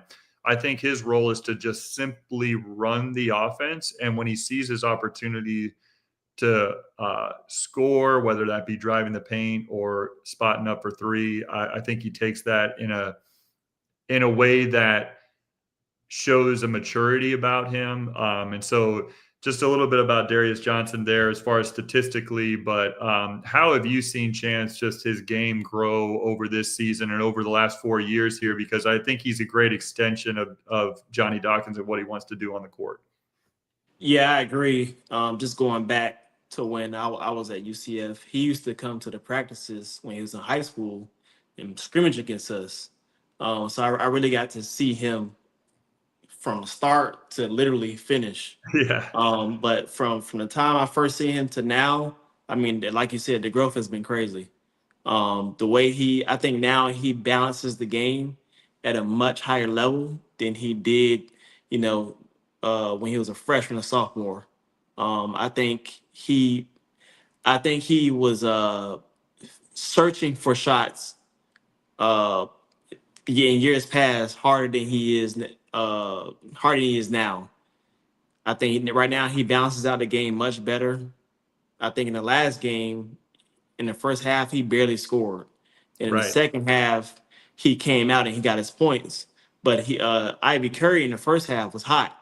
So he took a back seat, which as a point guard, I think that's very important to be able to take a back seat and be able to let your guys, whoever has the hot hand, that's who you let score. Because if you, as a point guard, if you have a guy like that can score at a high clip and he's on, but as a point guard, you're trying to take the shots, that kind of messes up the balance of the game. And then that's how guys come to not trust you as a point guard. 14.7 points per game, 3.8 rebounds, 4.5 assists. I mean, that's a well-balanced point guard right there. And the thing that sticks out to me is the steals. The steals that's big. Coming into games, the other opposing point guards they're going to know that, okay, I have to protect the ball against this guy. I can't just lollygag up the court and just think I'm going to do anything I want to because he's going to be there ready to steal the ball. So I think I think him defensively has improved a lot too as well because it's hard to get two steals per game. That's hard to do. That's really hard to do to average. Yeah, and he's averaging 3. It's crazy. He's averaging 3 steals. Yeah, 3 steals a game, 3.1 right now, leading the conference. Yeah, so I mean, he's taking every advantage of any opportunity he gets. I stand correct. 3 steals. That's I mean, that's extra possessions for his team that he's just creating on his own. That's a big, big deal. Yeah, he almost had 6 in one game the other day. 6, or it was like a couple weeks ago, 6 or 7 in one game. So, Chance, you mentioned a lot of things. Ben, you mentioned a lot of things. I think for me, like for when it comes to DJ, the things that I see is one, he finally figured out his shot mechanics for that 3-point shot. When he first started, his 3-point shot was like very shallow. There was no arc to it whatsoever. Then he went the rainbow shot. Yeah, he went completely the opposite for like 2 seasons. I mean, it was like rafters, like bouncing off the rafters shot. And now he's kind of figured out what his groove is. To your point about facilitating, he's a much better facilitator, but I think he also has less pressure on him because he's only had 2-point scores and 2 scorers on our offense for basically the 3 or 4 years that he's been here, and he was one of them. So defenses could, focus on him, trap him, whatever. He's much better at getting out of traps as well. He's stepping through his traps, whereas before he would get a little discombobulated when he got into a trap, and that set him up poorly. And he would take over games, and when he really didn't need to. And so you would see him for large stretches of games for, the first year, second year that he was playing, where he felt the pressure because the rest of the team wasn't scoring, that he would sit there and take it over. He's using his body. He's leveraging his body to break up the defense when they start clogging the paint up, because he's got a big enough body and enough control of his body as he drives the paint to be able to cause people to foul him when he's driving the basket, and he can take it and can still finish through that contact. And, once you start getting those guys with higher fouls, and that means they can't clog the paint as much, which means you're getting more one-on-one situations. And if you're passing the ball around better and facilitating better, that opens the floor up for everybody else. So I think that's what you're seeing out of DJ as far as his maturity, is just the ability to facilitate, using that ability to take over games in the last 3 to 4 minutes of games, which is where we've really improved. It's not, oh my gosh, we got a 5.8 point lead with 5 minutes left. I'm not as worried as I was 2 years ago every time that happened, or even last year. Free throw shooting helps with that too. Our free throw shooting has been much improved this year. Really good free throw shooters down the stretch. I mean, they're averaging, I think it's something like 75, 78%. And we were, for the longest, averaging like 50, 60, right? So yeah, as a team, we're 77%, and that's elite as a team. Yeah. So at the end of the day, I think from DJ's perspective, just the ability to facilitate, to your point, Chance, his defense is a lot better. He knows when to step off the gas and pass the ball around, but I think he's also more comfortable because he's got a lot more scores on this team. And when he needs to take over and drive the paint, he can do that and get to the free throw line. And I think that stabilizes the team. He's got the confidence, and the fact that he doesn't get caught up in traps, and we've got a ball handler that can get out of traps and presses, I think is huge, which for a couple of years there, we were really bad at that. So, when you start playing teams like Press Virginia, that can cause you to have a bad day. Or Iowa State, man. Iowa State. Yeah, exactly. Like, they'll just smother you with that press. I mean, they're ridiculous defensively, but absolutely. I think DJ, his maturity that he's shown on this team, like his growth is just, it's going to be able to take this backcourt, but the whole team to the next level. And I'd like to even see, which you see it, I'm sure you watch a lot of it being at the games, Chance, but I even see it on TV when I'm not at the games. But like, you see kind of Darius grabbing his teammates in a quick huddle before a free throw or whatever that may be. Like he's making sure that they're focused in. I'll say, we talked about slow starts earlier. I'd like to see him even take more of a control when he realizing that they're in a slow start, like earlier than anybody else. I'd like to see him kind of take more of a control, be more aggressive, like we said, getting downhill to avoid some of those slow starts as a team, even stepping up his leadership even more so than what we've seen and admired from him. I'd like to see that even more. But no complaints about DJ this season. I mean, I just think he's brought his game to the next level, and we really need him to do that and be kind of the captain of the ship, if you will. Another guy in the backcourt, we've talked a lot about Jalen Sellers and coming back. Somebody who has been that kind of Batman and Robin with Darius Johnson and his backcourt mate with Jalen being out, of course, is Jordan Ivy Curry. We've talked a little bit about him, but he is our team's leading scorer right now. And so how does he fit in this lineup once Jalen comes back? I personally think that he'll play very well with Jalen Sellers in the lineup. We're not going to take out our leading scorer in the team right now. He's certainly not out of the starting lineup. I mean, he's averaging over 16 points a game. He's contributing in other ways as well. He's shooting 37% from the three-point line, so he's certainly putting the ball in the basket. What I see about him is he's like he's a one-man run sometimes. I mean, he can go on. You talked about the first half of that game the other night, our last out-of-conference game. I mean, he was our offense in the first half. He had 16 points in the first half, if I can recall that correctly. I think he's somebody that, like I said, he's kind of instant offense. He can take over a game on the offensive end himself. I feel like he is a capable and good defensive player within Johnny Dawkins' system. But I feel like Adam Hood's offense that he's kind of implemented this season really plays well. That extra pass that we have, it's always cutting, and then once we get the drive and kick, there's always seems to be making that extra pass, and it winds up in Juice's hands, and he can knock it down. I think his 3-point shooting will allow for Jalen Sellers to really implement himself well into the offense. I don't think Juice Curry's will sacrifice any minutes than what he's getting so far this season once Jalen comes back. And I think that it'll add to potentially one of the I'm going to sound like I'm ridiculously biased when I say this, but I mean, honestly, I think even objectively, one of the most versatile and more interesting backcourts in the Big 12 resides in Orlando when you have Jalen Sellers at full strength.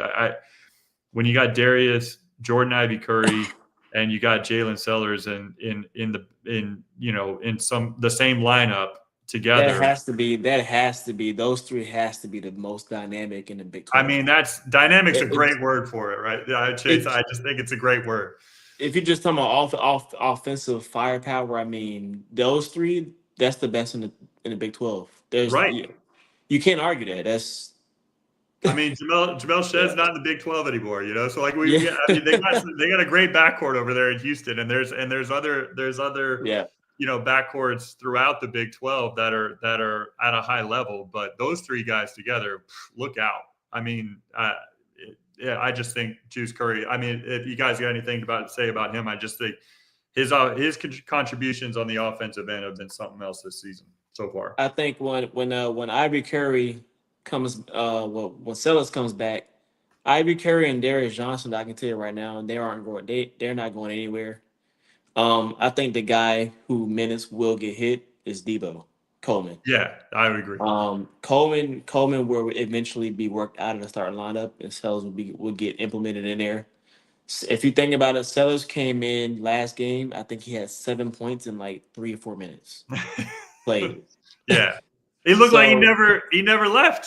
I Yeah, mean, he had the alley-oop for the dunk, and then he had a three later on. Like, he was just looked like he was just in mid-season form, and then he was like, I'm tired. Yeah. he was like, all right, y'all see what I can do? All right. I'll come back in game when conference comes back. But I do think Debo definitely would be the one to take the hit there. Keyshawn Hall is not going anywhere. He's just too versatile. I think the only person that's the change up is going to be Debo. Right. When Sellers comes back, obviously JJ Taylor was hurt last game. I'm trying to figure out how they're going to work. If Sellers comes back, they just have so much firepower. It's just hard to really put together how Coach Dawkins is going to work with these lineups come conference play. Yeah, because it's an interesting thing to think about, because we know, as much as we love watching the depth in the non-conference, like, we know that, like, that's going to shorten. The non-conference is the non-conference is there, and those matchups are there for, like, Johnny Dawkins put together that schedule for a reason. He put together that schedule to not only get examples at a lower level, but examples of the types of teams in the Big 12 that we're going to see. Because we saw teams that were that had 2 7-footers on the team and had a versatile guard to go along with those 7-footers. And they were a big physical team like Kansas is, but they were a team that had nowhere near the talent or the togetherness that Kansas does, right?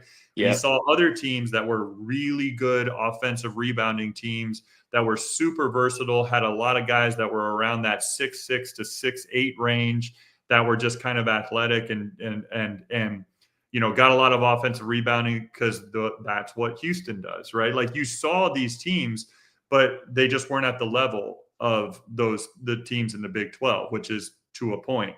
And you could kind of, when you look at the details, why Johnny Dawkins put together that non-conference schedule the way he did. The other reason why you put together that non-conference and you play certain teams, you play a lot of games at home, you don't leave the state of Florida too often, is because you want to see what you have on your roster as well and play a lot of different guys. That's going to be shortened here. So if you've got a favorite player like Debo Coleman, like Chance mentioned, or even JJ Taylor, who's, like, my son's one of his favorite players right now on this roster. He loves the energy and the athleticism that he brings. There are certain guys in this lineup like DJ, Juice Curry, Keyshawn Hall, Mustafa Chiam, like, they're not going anywhere, right? And they're going to be in the lineup the majority of the time. The rest of the guys are going to be hopefully matchup problems for the teams that we're going to face, but they're going to be their playing time, whether it's going to be 5 minutes or 18 minutes in a game, and that could vary that big of a swing from night to night. It's going to depend on who we're playing and how effective their style of play can be against that opponent. And honestly, I think that'll be fun for us basketball heads, like, watching the games, like, to try to see how that plays out this season and how that strategy plays out for Johnny Dawkins and the guys. Well, a big part of that is who are the offensive strength guys and who are the defensive strength guys, right? So, like, there's a 3-and-D player in the NBA that's developed, right? That role has developed quite a bit. You know why? Because you need someone who's got defense, even when you're scoring 130 points a game or whatever ridiculous number the NBA has now, right? Mm-hmm.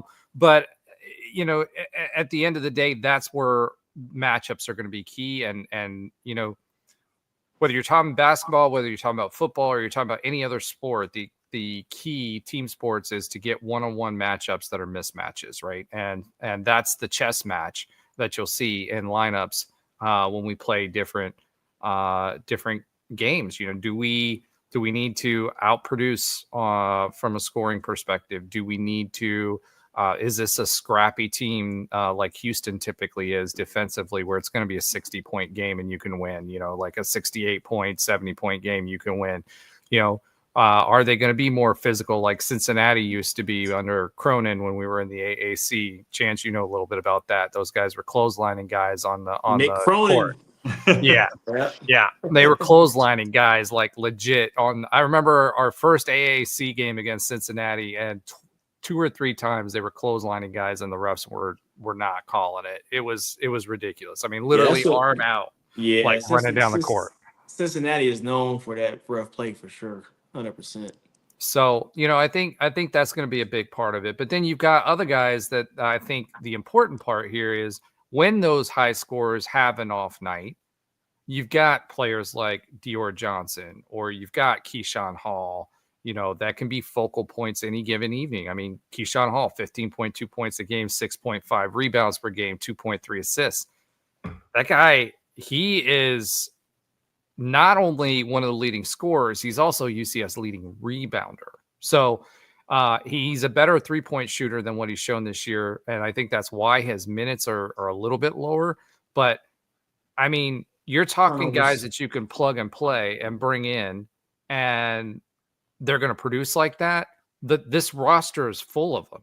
Yeah, you could make an argument that Keyshawn Hall is the most important player on our roster. And you can make an argument for that, and at the same time, somebody across the table with me can make an argument that it's Darius Johnson or somebody else. But the versatility that Keyshawn Hall provides to this team is a huge X factor, and he's like a matchup nightmare.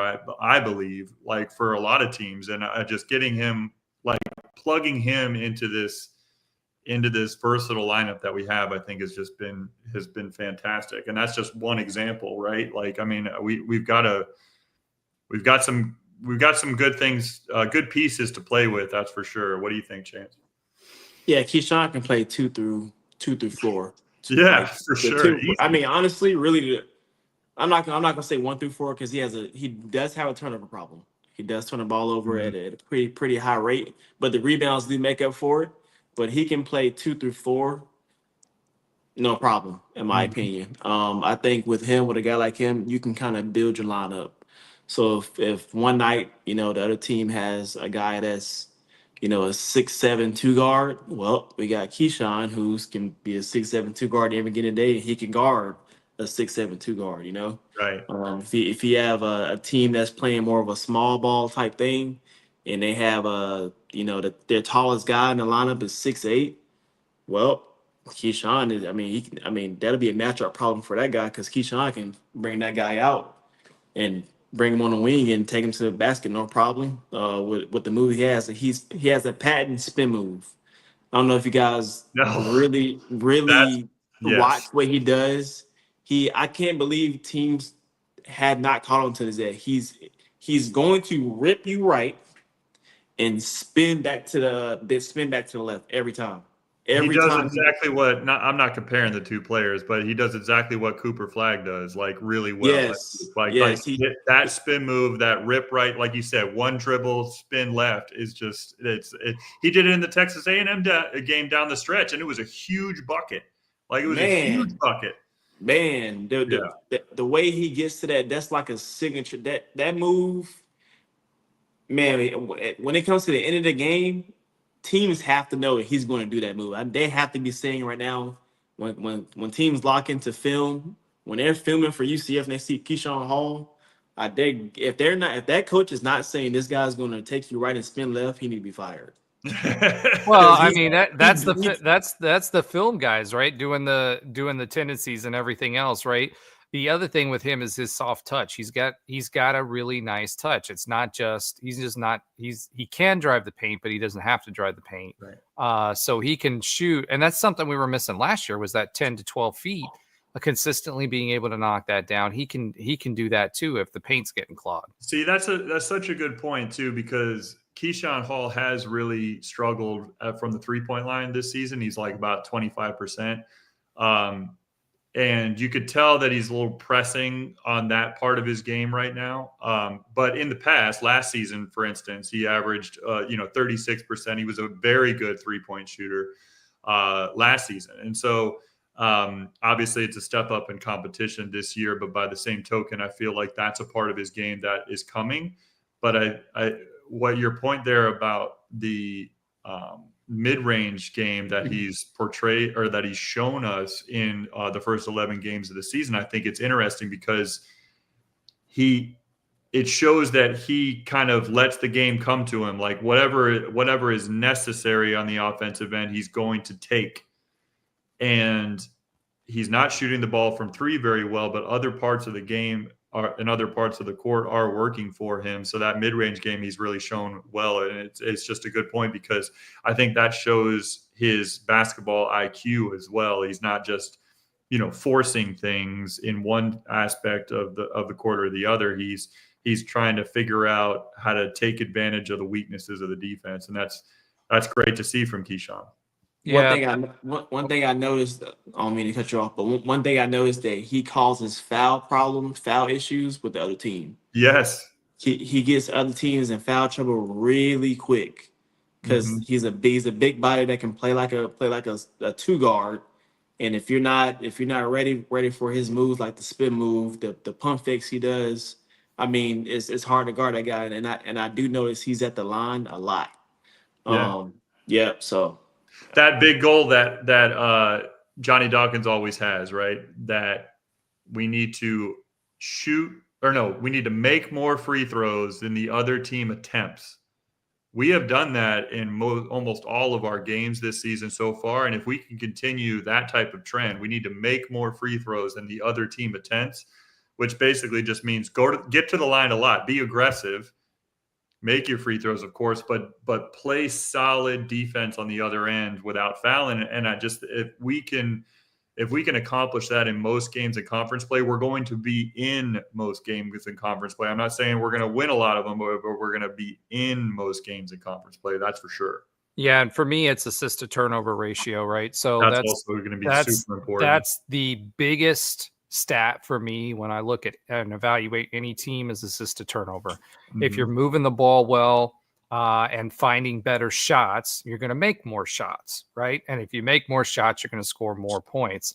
And if you're not turning over the ball, you're not giving the opportunity to the opposition to be able to keep up with you. They may go on a few runs, but consistently you're going to outscore them. So if you can do that and you can drive the paint consistently and make your free throw shots, you've got not only a chance to be in a lot of games, but to win a lot of games and against some really, really good competition.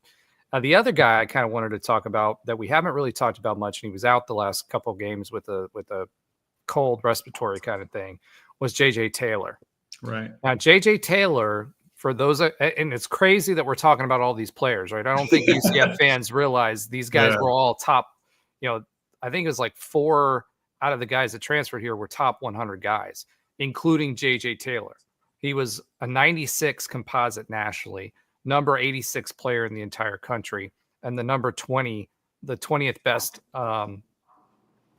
forward in the country. And so he went to Memphis. You remember back in the day, Ben, this predates you, Chance, but when we were in Conference USA and when we were in the AAC, it was always like Penny eventually, but Memphis was the basketball brand.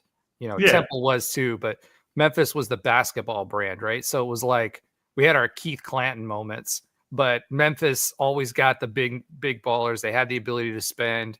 They got the 4 stars. Yeah, the Fred Smith money, over there. Yeah, and then Penny came in, right, and he started grabbing these guys. But now some of these guys were JJ Taylor was recruited by Kentucky, had a legit committable offer from Kentucky. This kid is really, really good, and he's getting bench minutes from here, role player minutes, right? And he's gone on some tears and on some runs on his own where he's had a few games where he's really turned the lights on. And so this can be a really, really scary team offensively. And it's just amazing. I mean, even Benny Williams, he was a top 100 player when he went to Syracuse. He was a borderline 4-star player as well. It's littered with it. So I think all in all, what's impressive to me about this team is that you've got legitimately a quote unquote power 5 or power.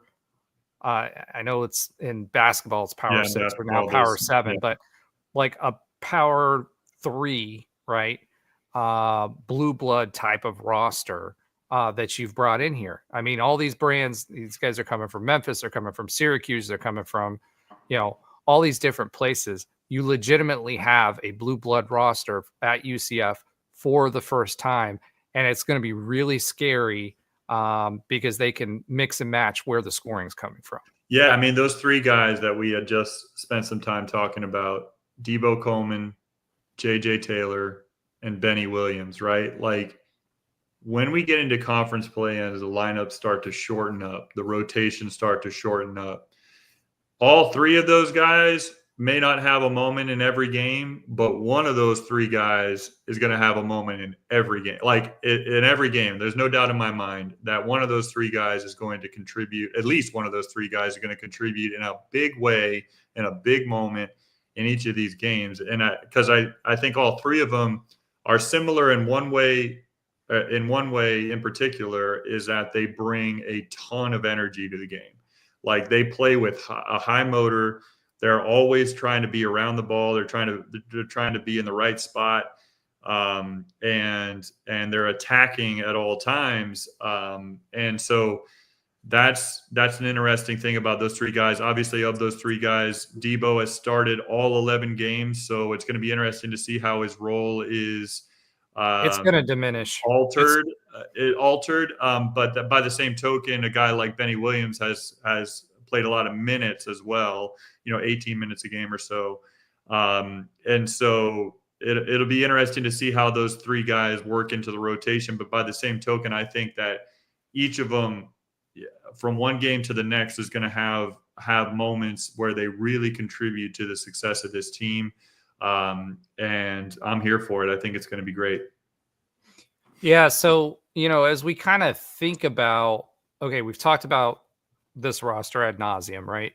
Sure. Let's start to kind of think about Big 12 conference play, right? So yeah, I'll ask you this one question to everybody, and I kind of want to get your opinion. What is the biggest hole on this team? Like what would be the thing that would stop them from reaching their potential? I'll let you go first, Chance. Well, I got two things off the top of my head. I would say, slow starts is the one that we talked about earlier. I think that's big just because in the Big 12, you have to set a statement in the first 3 or 4 minutes. You have to set a tone immediately and fast. And the next thing is egos. How will the egos fare with Sellers coming back in the lineup? How will they handle adversity? All these things, I think it's going to be more mental than anything. They have the talent, but I think it'll be more mental than anything. I think these guys, when they find themselves down, because it's going to happen, they're going to be down. Some games 10, maybe 12, maybe 15 points sometimes. How would they respond to being down? Will they break down? Will they start arguing with each other? All these are question marks. They haven't really been tested on the road, like Ben was saying earlier. We have no true road games. I mean, you can say we went to play against LSU, but that's not a road game. LSU didn't. It's not like LSU had their crowd behind them. Right. It's a neutral site. So we haven't seen this team against any really good teams at their place. So there's really a lot of question marks when it comes to how they fare on the road. But yeah, the biggest thing for me is egos. How are they fare with that? What was the other one I said? I'm drawing a blank. Egos. Slow starts, of course. Yep. Egos, slow starts, and how would they respond to playing on the road? I think playing on the road is going to be the biggest one because they haven't done it yet. They have not won on the road to play against. And outside of the Texas game last year, we did struggle on the road a lot last season. Yes. That was one of our bugaboos last season. So I agree with you there. I think your 3-1s were really good. I will say, just to add two more to that, I'll say guarding the 3-point line is going to be really important in conference, especially against a good 3-point shooting team. There are numerous teams that can certainly put up the three. So that's been something that we've talked a lot about on this podcast, Roger, like about some of the times where we don't guard the 3-point line very well. And this has been something that, in my opinion, has been throughout, no matter what roster we had, has been a little bit of an issue with. Oh, hold on, Ben, 1 second. I need Chance to show his shoulder there again for a second. Oh no! Go ahead, bro. Let's see that night head. Yeah, man. There it is. Here we There go. it is. Yeah. I caught a glimpse. I was like, hold on. That guy's a UCF night for life right there. He's showing everybody. Yeah, we ain't faking it. We ain't faking it over here. For sure. No faking hey, here. Ben's got a tramp stamp of Nitro on his back, so I'm just saying that was his era. Yeah, right. That was his era. No, and I'll say so that, man, if I could remember the second thing that I was going to say after all that, is we got to keep the opposing teams off the offensive glass. We got to box out. That's something that even in the Taco days with Chad Brown, Taco Fall, we have never been a very good team at boxing out. And that's not a huge knock on UCF, because who boxes out well nowadays? You certainly don't see it very well, but there are teams that in this conference, in particular Houston and Iowa State, but there's other teams in this conference that just hammer the offensive boards. Like they're making their hay on second chance opportunities. And if we can limit the second chance opportunities and take care of the basketball, which we've already talked about, like I feel like we're going to be in any game against any opponent in this conference, but we can't give them 2 or 3 possessions. And we've even seen it in the non-conference against lesser opponents where they got 4, even like 3, even 4 or 5 extra shots on a possession, which is like, you can't give a good team that. Like, you just can't. Like, and so, keeping them off the offensive glass, I think, in this conference is going to be extremely important to our success. Yeah, and I think, you guys, honestly, there's not much I can add to that. Right. I think we're doing a good job of keeping the turnovers down, which was huge. Last year, we had a lot more turnovers. So I think that's a strength. So again, I'm going to say assist to turnover ratio. That's my big thing. And we're moving the ball a lot better. The big thing that I think that is different about this team, we've traditionally had a lot of length on our team, right? We've had very, very tall forwards, 6'10", 6'11" guys, and then we've had a big in the middle to plug up the middle. We don't have that on this team. What we need, when you see guys like Debo from the guard position being the third leading rebounder on this team, we need to make sure that this team, no matter what position you're playing, is following the ball, going for rebounds. Now, obviously, you got to have somebody back in case there's a fast break, right, for fast break defense, but everybody else has got to be crashing the boards. And that, I think, has been the biggest miss thus far, has been that. I think, when it comes to offense, it's creating offense and making sure you're taking the extra pass so you aren't getting bad shots. You're going to run into good defenses, whether they're zones, whether they're man defenses, and you're going to get different types of zones. You're going to get traps. You're going to get presses. You're going to get all kinds of different things, right? But making the extra pass, being able to continue to have movement within your offense is going to be the key for us to be able to score, because we have guys that can slash, and we found, some of the passes this year, no look passes, like behind the back passes, having those guys slashing in the back of the basket and coming across the middle of the court. I think that offensively is going to be important, because we do have 3-point shooters. But we've got to be able, no matter what defense they throw at us, we got to be able to break that up and get a one-on-one or an open look.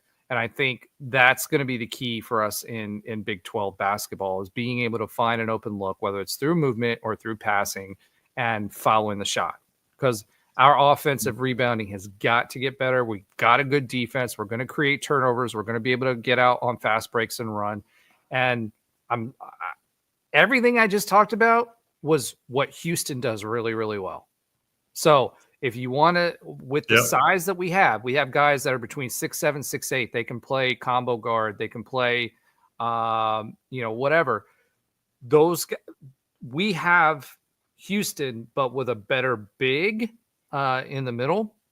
We've just got to be able to follow that that blueprint to be able to be successful in the Big 12. And you can, because we've seen it happen year in and year out for Houston, and we've got the scores to do it.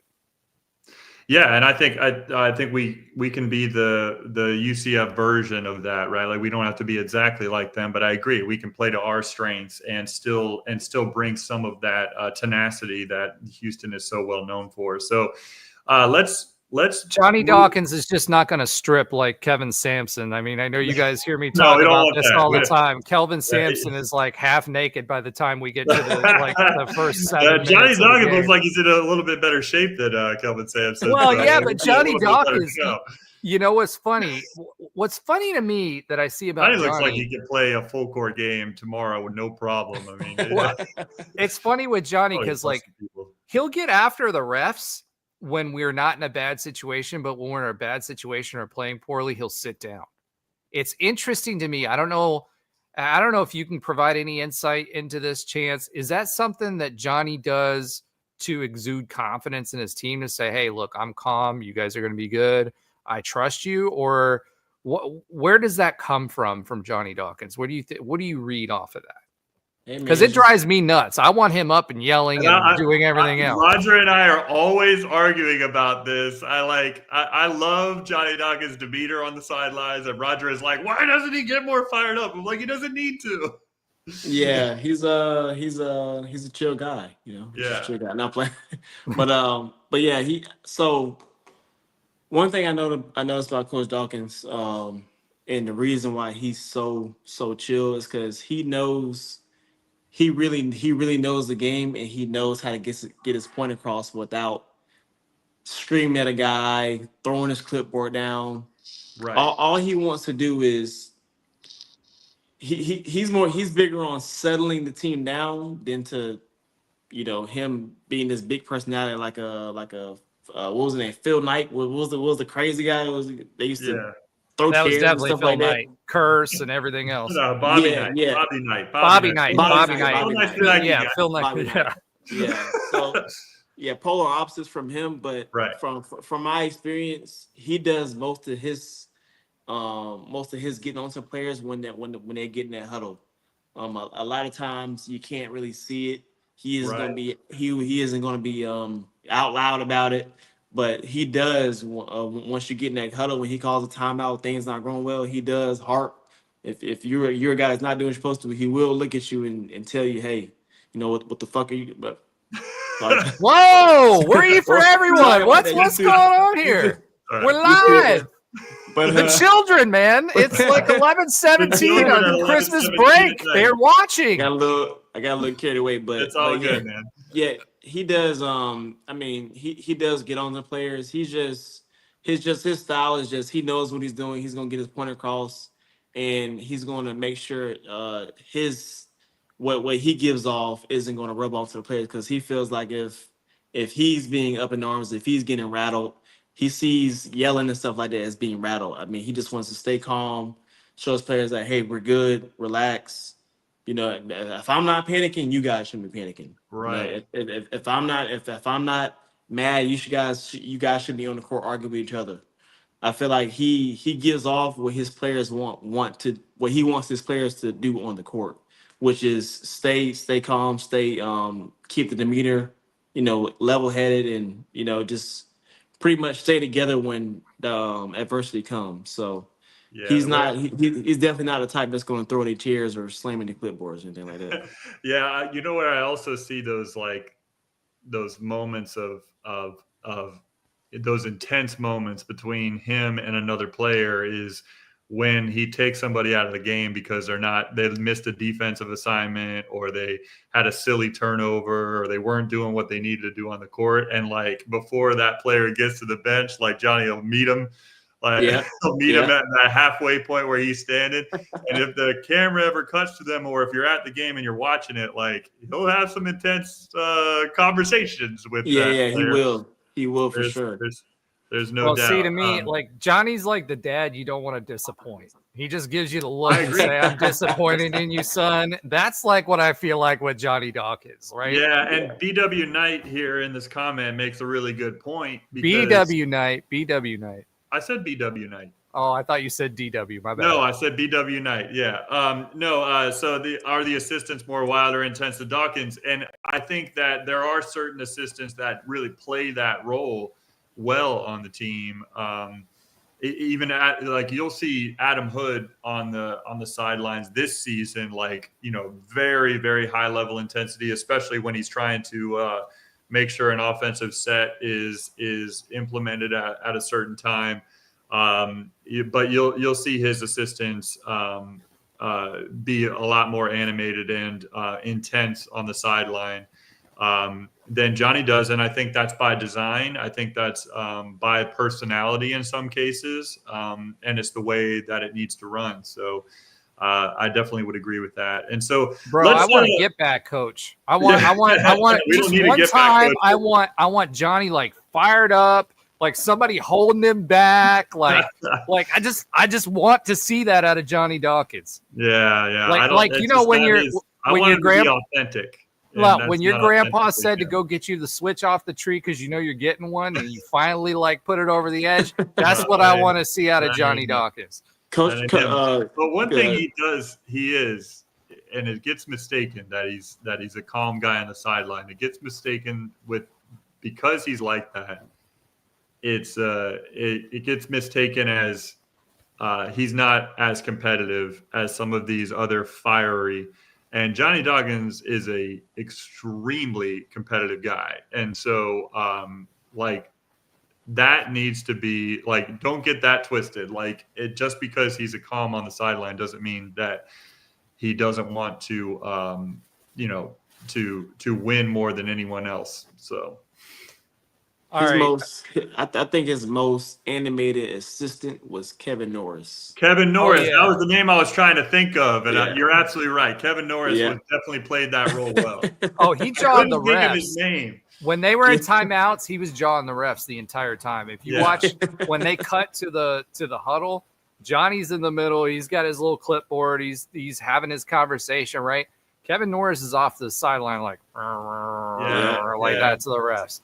Coach Norris, forgive me, man. He definitely played that role the last few seasons. I don't think he's with us this year. I think he moved on to another school, but he's at Maryland. Looking at he's at Maryland. That's right. I knew he got a good promotion for him. So that's cool. But he's a DMV guy anyway. The epitome of that was Kevin Norris is a DMV guy anyway, and I think that's one thing Johnny brings. Because DMV is known for good basketball, and that's something that he brings. So let's talk a little bit about the Big 12 schedule. That's right. I was trying to transition to that. Absolutely. So we're transitioning, folks. I'm trying my best to be the host. But absolutely. So obviously we got an intense Big 12 schedule. Just overall, we got 20 games in conference this year with the Big 12. That's the first year that we're having that amount of games in conference. And it's going to be a gauntlet. We know that's the 100th time I've used that word so far this season, talking about UCF basketball, and I'll use it at least 100 or 200 more. But the thing about that I want to focus on tonight, because to try to go over every single team in this conference would be another 2 hours of the podcast, and we'll do that another time. But to kind of give us an idea of what we're dealing with here is there is no easing in to this conference slate whatsoever. So I'm just going to run down the first 7 games in conference, and I could go beyond that because after these first 7 games, we've got top 25 opponents right away and all that. But I'm just going to focus on these first 7 games, Chance. So at Texas Tech, so that's our conference opener. As we've talked about, first road game of the season. They're number 17 in the net.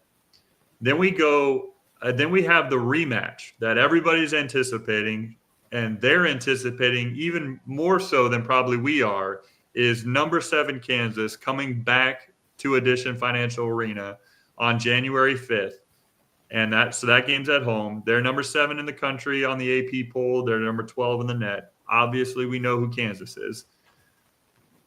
January 8th, we have Colorado at home. They were a tournament team in the Sweet 16 last year. They're number 77 in the net, but that doesn't really show, just like UCF, that doesn't really show how versatile and how good of a team they are.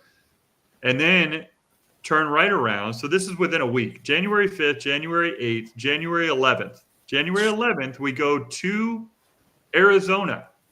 At Arizona, one of the true blue bloods in all of college basketball. They're 6-5 this season, by the way, but they're still 26 in the net because all 5 of their losses have either been close or but all 5 of them for sure have been quad 1 games. So they're not playing, the type of schedule where they would slip much in the national spotlight, because they're playing against really tough teams in the out of conference, and they have what you call in college basketball a quality loss. Quality loss, yeah, that's right. And the SEC, I mean, and so they're a dangerous team. Listen, they're a dangerous team, and it's at the end of the day, I don't care what their record is. We're going to their place, and it's Arizona. All right, so. And then we stay in Arizona, January 14th at Arizona State. They're number 50 in the net. They're no slouch. Their record, Arizona State's record, is 9-2 as well, same as us. And then we come back 4 days later, come back from our 5 or 6 day trip in Arizona. We come back 4 days later, January 18th, to play who? The number 15 team in the country right now, Houston, at home. They're number 6 in the net. This is a tough January, man. This is and you know what's great about that, Chance, is 3 days after that, we play arguably the best team in the country, number 3 Iowa State at home. They're number 8 in the net. But I honestly feel I've watched a couple of Iowa State games, and they're about as legit as you get. And so that's our first 7 games. And I could go on. I could talk about after that we played TCU at home. Excuse me, I apologize. We don't play Iowa State at home. It's at Iowa State. We have to go there and try to win a basketball game. So that's going to be fun. I could talk about coming back home and playing TCU, and then immediately turning around and going to Lawrence, Kansas to play Kansas at their place. Allen Fieldhouse ain't no joke. Yeah, Allen Fieldhouse is no joke. And then we get to start off February with against BYU, who has a top 3 NBA draft pick next year. So that'll be fun too. So anyways, I don't want to go beyond the 7 games here. I just talk about that stretch, Chance, and just as an example of how this conference is insane. Yeah, I mean, just looking at the space between these games, they don't have much. So one thing they're gonna have to do is be in that training room, getting a lot of treatment.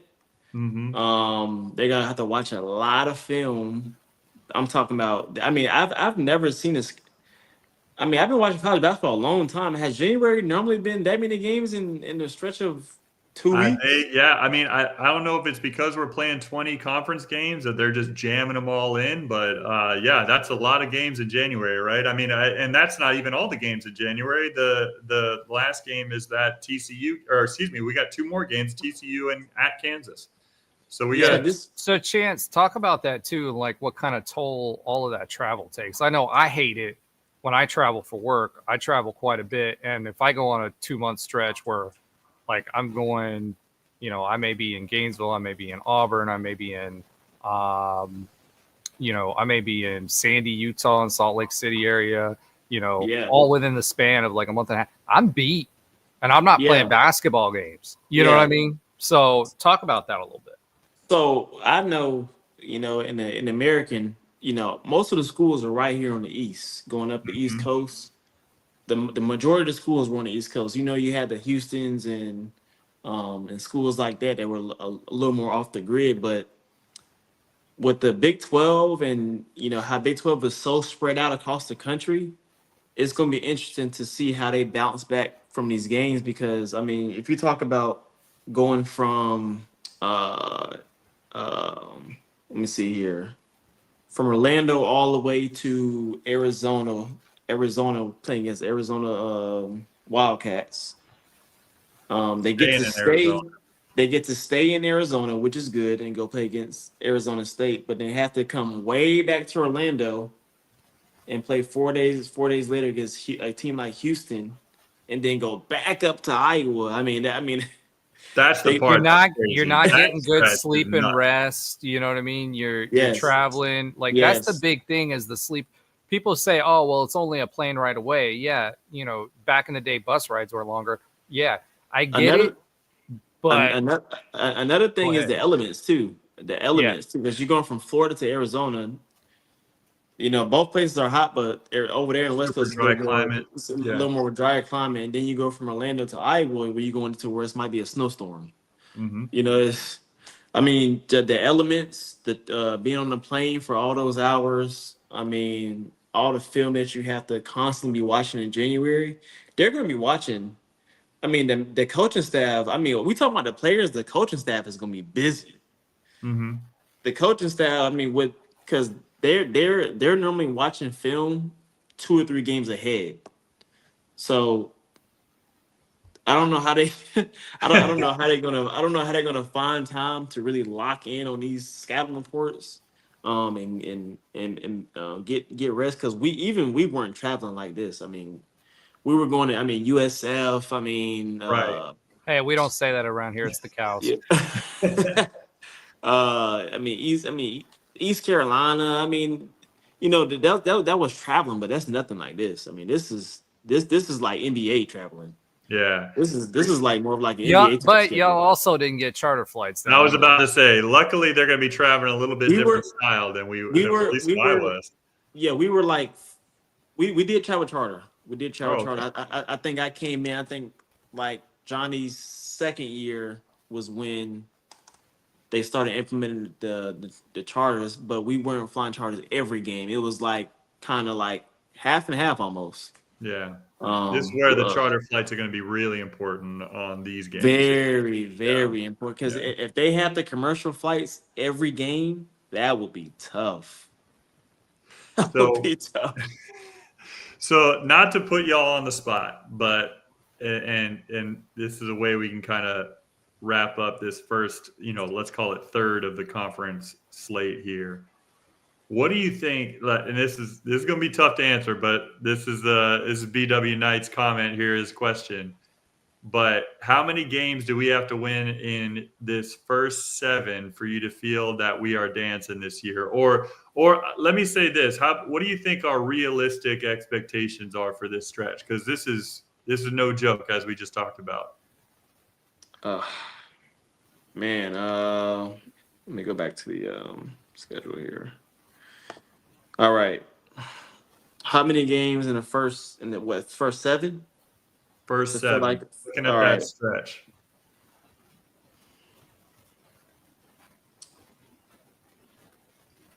If we're able to get, first off, I would say 3. If we just 3. 3, right? Okay, what do you think, Roger? And the reason I say 3 is because Kansas is will be a top 10 win. At Arizona, that would be considered a maybe quad 2. Sure. Maybe that'd be a quad 1 win, and Arizona State would even be a quad 1 win because they're top 50 in the net right now. Yeah, so if we get if we get at least three, if we can get at least three against some of those main teams, that's we already have one quad one win. Yeah. We already have one. So if we can get three more, that's four quad one wins. I don't know. I forgot how it works, but I think four quad one wins is. Oh yeah, you're looking real good at that point. Yeah, If you you get looking four with that far into the conference slate, because you still got 13 games left at that point. right, and then you still got the conference tournament where anything can happen. Right, anything can happen. So that'd be a resume building win if we can get three of them. What do you think, Roger? Well, my thing is, I think we're front loaded on the schedule. We're talking about the first seven, right? And Yes. now, granted, any year, any one of these basketball teams can get hot, right? So let's. But football proved that extends to basketball even more so because of the quality of this conference. But to me, the goal is 500. Yes. Stay as close to 500 as we possibly can. With the 9-2 record, yes, we missed out on the LSU opportunity, which would have been a quad 2 win, possibly quad 1 by the end of the season. Most of these games are not going to hurt our net. It's more about volume, right? So as many as we can pull in, for us, I don't even think we need to win 3 out of the first 7, but I do think the goal should be 3, right? Because we want, if we're front loaded as we think we are, this is where our legs are the freshest. These are quad 1 opportunities. We grab as many of these as we possibly can. Obviously, you want to win every game, but they need to be locked in right now for these games. And I think that 3 should be the goal, because 3 quad 1 wins, like you said, 4 quad 1 wins are going to be great. And then the rest of it's going to be volume on the back half of the schedule, because we need to get to 500. So 3 should be the goal. 2, I would even be okay with 2, to be honest with you. If we get 2 more quad 1 wins, that's the biggest opportunity here, is to get the quad 1 resume builders at the front end of it. It's not going to hurt us on our net very much long term, or when the committee looks at this towards the end of the season, right? This is a 7-8 bid win, 7-8 bid league. It's not like when we were in the American where it was 1, maybe a 2. So I think we get 2, we're okay. 3, which should be the goal. Anything above that's gravy. Yeah, so I'll agree with you there, Roger. I think if we get 2 of these wins, and we're competitive, we show like we get 2 and 5 down the stretch, right? Like in the stretch, which numbers wise, we're like, I don't know if I love that, but I think if we get 2 wins, we're competitive in almost all of the games, right? Like we don't show that we don't belong, right? Like we show that we deserve to be in these games, or we have earned our right to be there. I think we're starting to feel okay about a 2 and 5 stretch to start conference play. Personally, I think we're capable of getting as many as 4 in this stretch. I think that I'm saying that with the caveat of this first game at Texas Tech is extremely important for us to start off the conference right. And I feel like, having not seen a ton of Texas Tech basketball, I have seen a little bit of it this season. And knowing that their big-time player started out the season, just their leading scorer, their leading everything guy, and a guy named JT Toppin, who's a forward, kind of a versatile player, a little bit like Keyshawn Hall. But the guy that has stepped in for them is a guy named Darian Williams, who is doing the same thing, a real versatile guy. I feel like we match up pretty well with them because their backcourt isn't as strong as ours, and we have the defensive capability to handle some versatile forwards in those 2 guys, one of which is coming back from an injury. I think we have enough to go into Lubbock and come home with a victory, and if we can do that, I think we start to see what this team is made of. I think we set a foundation for ourselves that is hopefully a jumping off point similar to what the Texas A&M win was to start off the season. If we can win at Texas Tech, by the way, a team that lost to Texas A&M recently, I feel like that changes my outlook on this 7-game stretch from winning 2 games and hopefully competitive in all 7 to winning 3 or 4 games in this stretch and taking teams to the wire in all of them. The nice thing is the season. Too much on it, but that one really is kind of circled for me. The nice thing is the season's not over, and my God, that's the greatest thing about it, right? Yeah, unlike in past years, you lose a couple of games in conference in the AAC, and you're pretty much out of it. And there goes the tournament, right? Best you can do is NIT. Yeah, think about that 2018, 2019 seasons where we got our first at-large bid ever, but it came down to the last game in the conference against top 25 Cincinnati at that point. And by the way, they were number 25 in the country at that point, and beating them sealed it. But it's like you could potentially seal it with like 10 games into the conference this year, depending on where those wins come from. And I agree with you, Roger. I think the goal should be 10, right? That's the 10. 500 in conference. That if we're 19-12 going into the Big 12 conference tournament, like at worst, we're a bubble team. At best, we're already in. Like going into the conference tournament, we're already in. And so 19-12 going into the conference going into the conference tournament, that makes the goal of 10-10 in conference, which would be a feat. And I think it's definitely possible from what we've seen with this team. I think just the addition of Jalen and how we're going to match up well with these teams that we're going to play night in and night out is going to be dictating what this team is going to be about come February and March. And what I said at the end of last season, what I've said at the very beginning of this season still holds true. What are my goals for this year? My goals for this year is to be playing meaningful basketball in late February. And in mid to late February is to make those games at the end of the season matter from the February 11th, February 15th, Iowa State at home, at Colorado. Those games matter because we have a chance to be a team that is going to get another at-large bid in the NCAA tournament because we are in an elite league, elite basketball league, and we are performing well. So I don't have a number right now tonight overall. I think the goal should be 10. I'm not saying my expectations are necessarily 10, but my goal for this season is to play meaningful basketball come mid-February. And we're saying all this having been picked 11th in this conference. That's right. And so far, statistically, performing at about that level.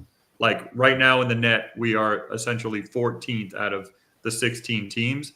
But we know that the net has a lot to do with strength of schedule. And I agree with what you said at the very beginning of the show, Chance. We don't kind of flub a fluke triple overtime loss to LSU in a neutral site. Like it could be as much as a 30-point swing in the net, right? Like we could be from 81 to 51 without any issue from anybody. I mean, 10-1 makes with that win, huge difference. A huge difference between 9-2 and 10-1 with that win on our resume. So it doesn't matter at this point because we took care of business. We do have a quad 1 win. And now we're about to go into an absolute, like every night is an opportunity to get that. Like every night. This team has already done better because unlike last year or previous teams, we didn't drop that fluky loss to somebody. Bingo. We didn't lose to the Stetsons of the world. We didn't lose to the teams that surprised us that we should have won, right? Like you're right. That is a great point, Roger. Like we've already done better because of that. We didn't lose to a team that we should have 100% beat. We got 2 losses, but both of them are the top 2 tiers. I must losses. I must say, big shout out to Donnie though. I didn't mean to say Stetson, but it is true. He came back and showed us why He still has some chops left. Yeah, I know that that was an interesting night. I mean, it's the truth though. We should have won that game, and he had the better game plan that night. Yeah, and they played better. But hey. But yeah, so guys, I think that's absolutely what we have to look forward to. I mean, every single night in this conference is going to be a huge opportunity to get a big resume building win towards March. And I know that I speak for all of us when I'm super looking forward to it. So just to kind of wrap up the show here, guys, I really appreciate the time. Really, I think we had some great conversation. I appreciate all the comments and feedback that we had in the chat. Sorry if we didn't get to I believe we got to almost every question as far as in our roundabout way through our conversation. And so anything you guys would like to say as we move forward into this conference slate here and looking forward to this season in the Big 12 Conference? Chance? Appreciate you guys for having me on, man. Hopefully I can be on here more often. Great conversation, great insight on the season coming up. I'm excited to see what's to happen. Like I said, you got a loaded Big 12 conference. It's wide open. I think a lot of teams will surprise people coming out of the Big 12 conference. I think we're gonna send at least five plus teams to the tournament. So more like 7 to 8, I think. I think 7 and 8 is a real possibility. 8 or 9. Yeah, for sure. But yeah, I mean, I'm glad you guys had me on. Talking hoops once again, and hopefully I can be back on. If anybody's watching or will see this, I do sell roofs, so if you need a new roof, I do work with 3MG Roofing. That's a proud sponsor of UCF, so holler at me. All right, that sounds good. So I think this is the comment of the night, just purely for my own edification here. You three should run this B-ball show regularly. Great analysis and on-air chemistry. So I say that not just because I want to pat myself on the back, but thank you for that. But also I just want to say, Chance, thank you for coming on and doing this with you. We had you on last year as well. You know, we want this to be a more regular thing. I think that now that in the Big 12 conference, we've kind of found our footing. I think that more basketball talk as we lean into the season is important. I got two great guys on here that know their stuff, have played for Black and Gold, and, you know, obviously bring a lot of experience to the table. So I appreciate both of you doing this, and Ben, for you taking this on. I asked you to do this with Chance, and you've done a great job. Also, everybody listening, watching, whatever, I see the numbers on here. So there's a lot of people that stuck for the full 2 hours. So we really appreciate the fact that you listen to us talk for that long. And we hope to do it some more. And listen, I'm excited for this basketball season. I'm excited because we have a competitive team.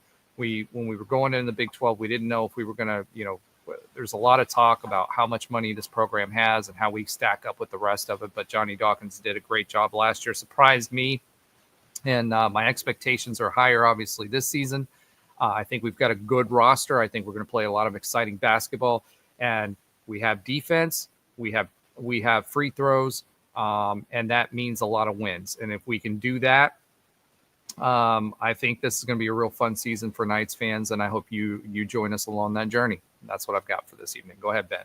Yeah, absolutely. I couldn't agree more, and I think I agree. We're definitely gonna do this more often, Chance. This has been a lot of fun tonight, and we're gonna replicate this throughout this season because it's gonna be great. And appreciate all the people who stuck with us the whole 2 hours here, and it was a lot of fun. And I'm really looking forward to this UCF basketball slate here in the Big 12 Conference. I think we're going to – last year we surprised a few people. I think this year, having done that, we're going to follow it up in an even bigger way. And we've got the roster and the versatility to do it as long as we stay healthy and continue to grow. I think we're going to really take that next step that we need to in the big time college basketball that is the Big 12. So really looking forward to it. Appreciate both of you guys. And appreciate everybody watching and everybody that will watch. And with that being said, go Knights. Charge on, baby.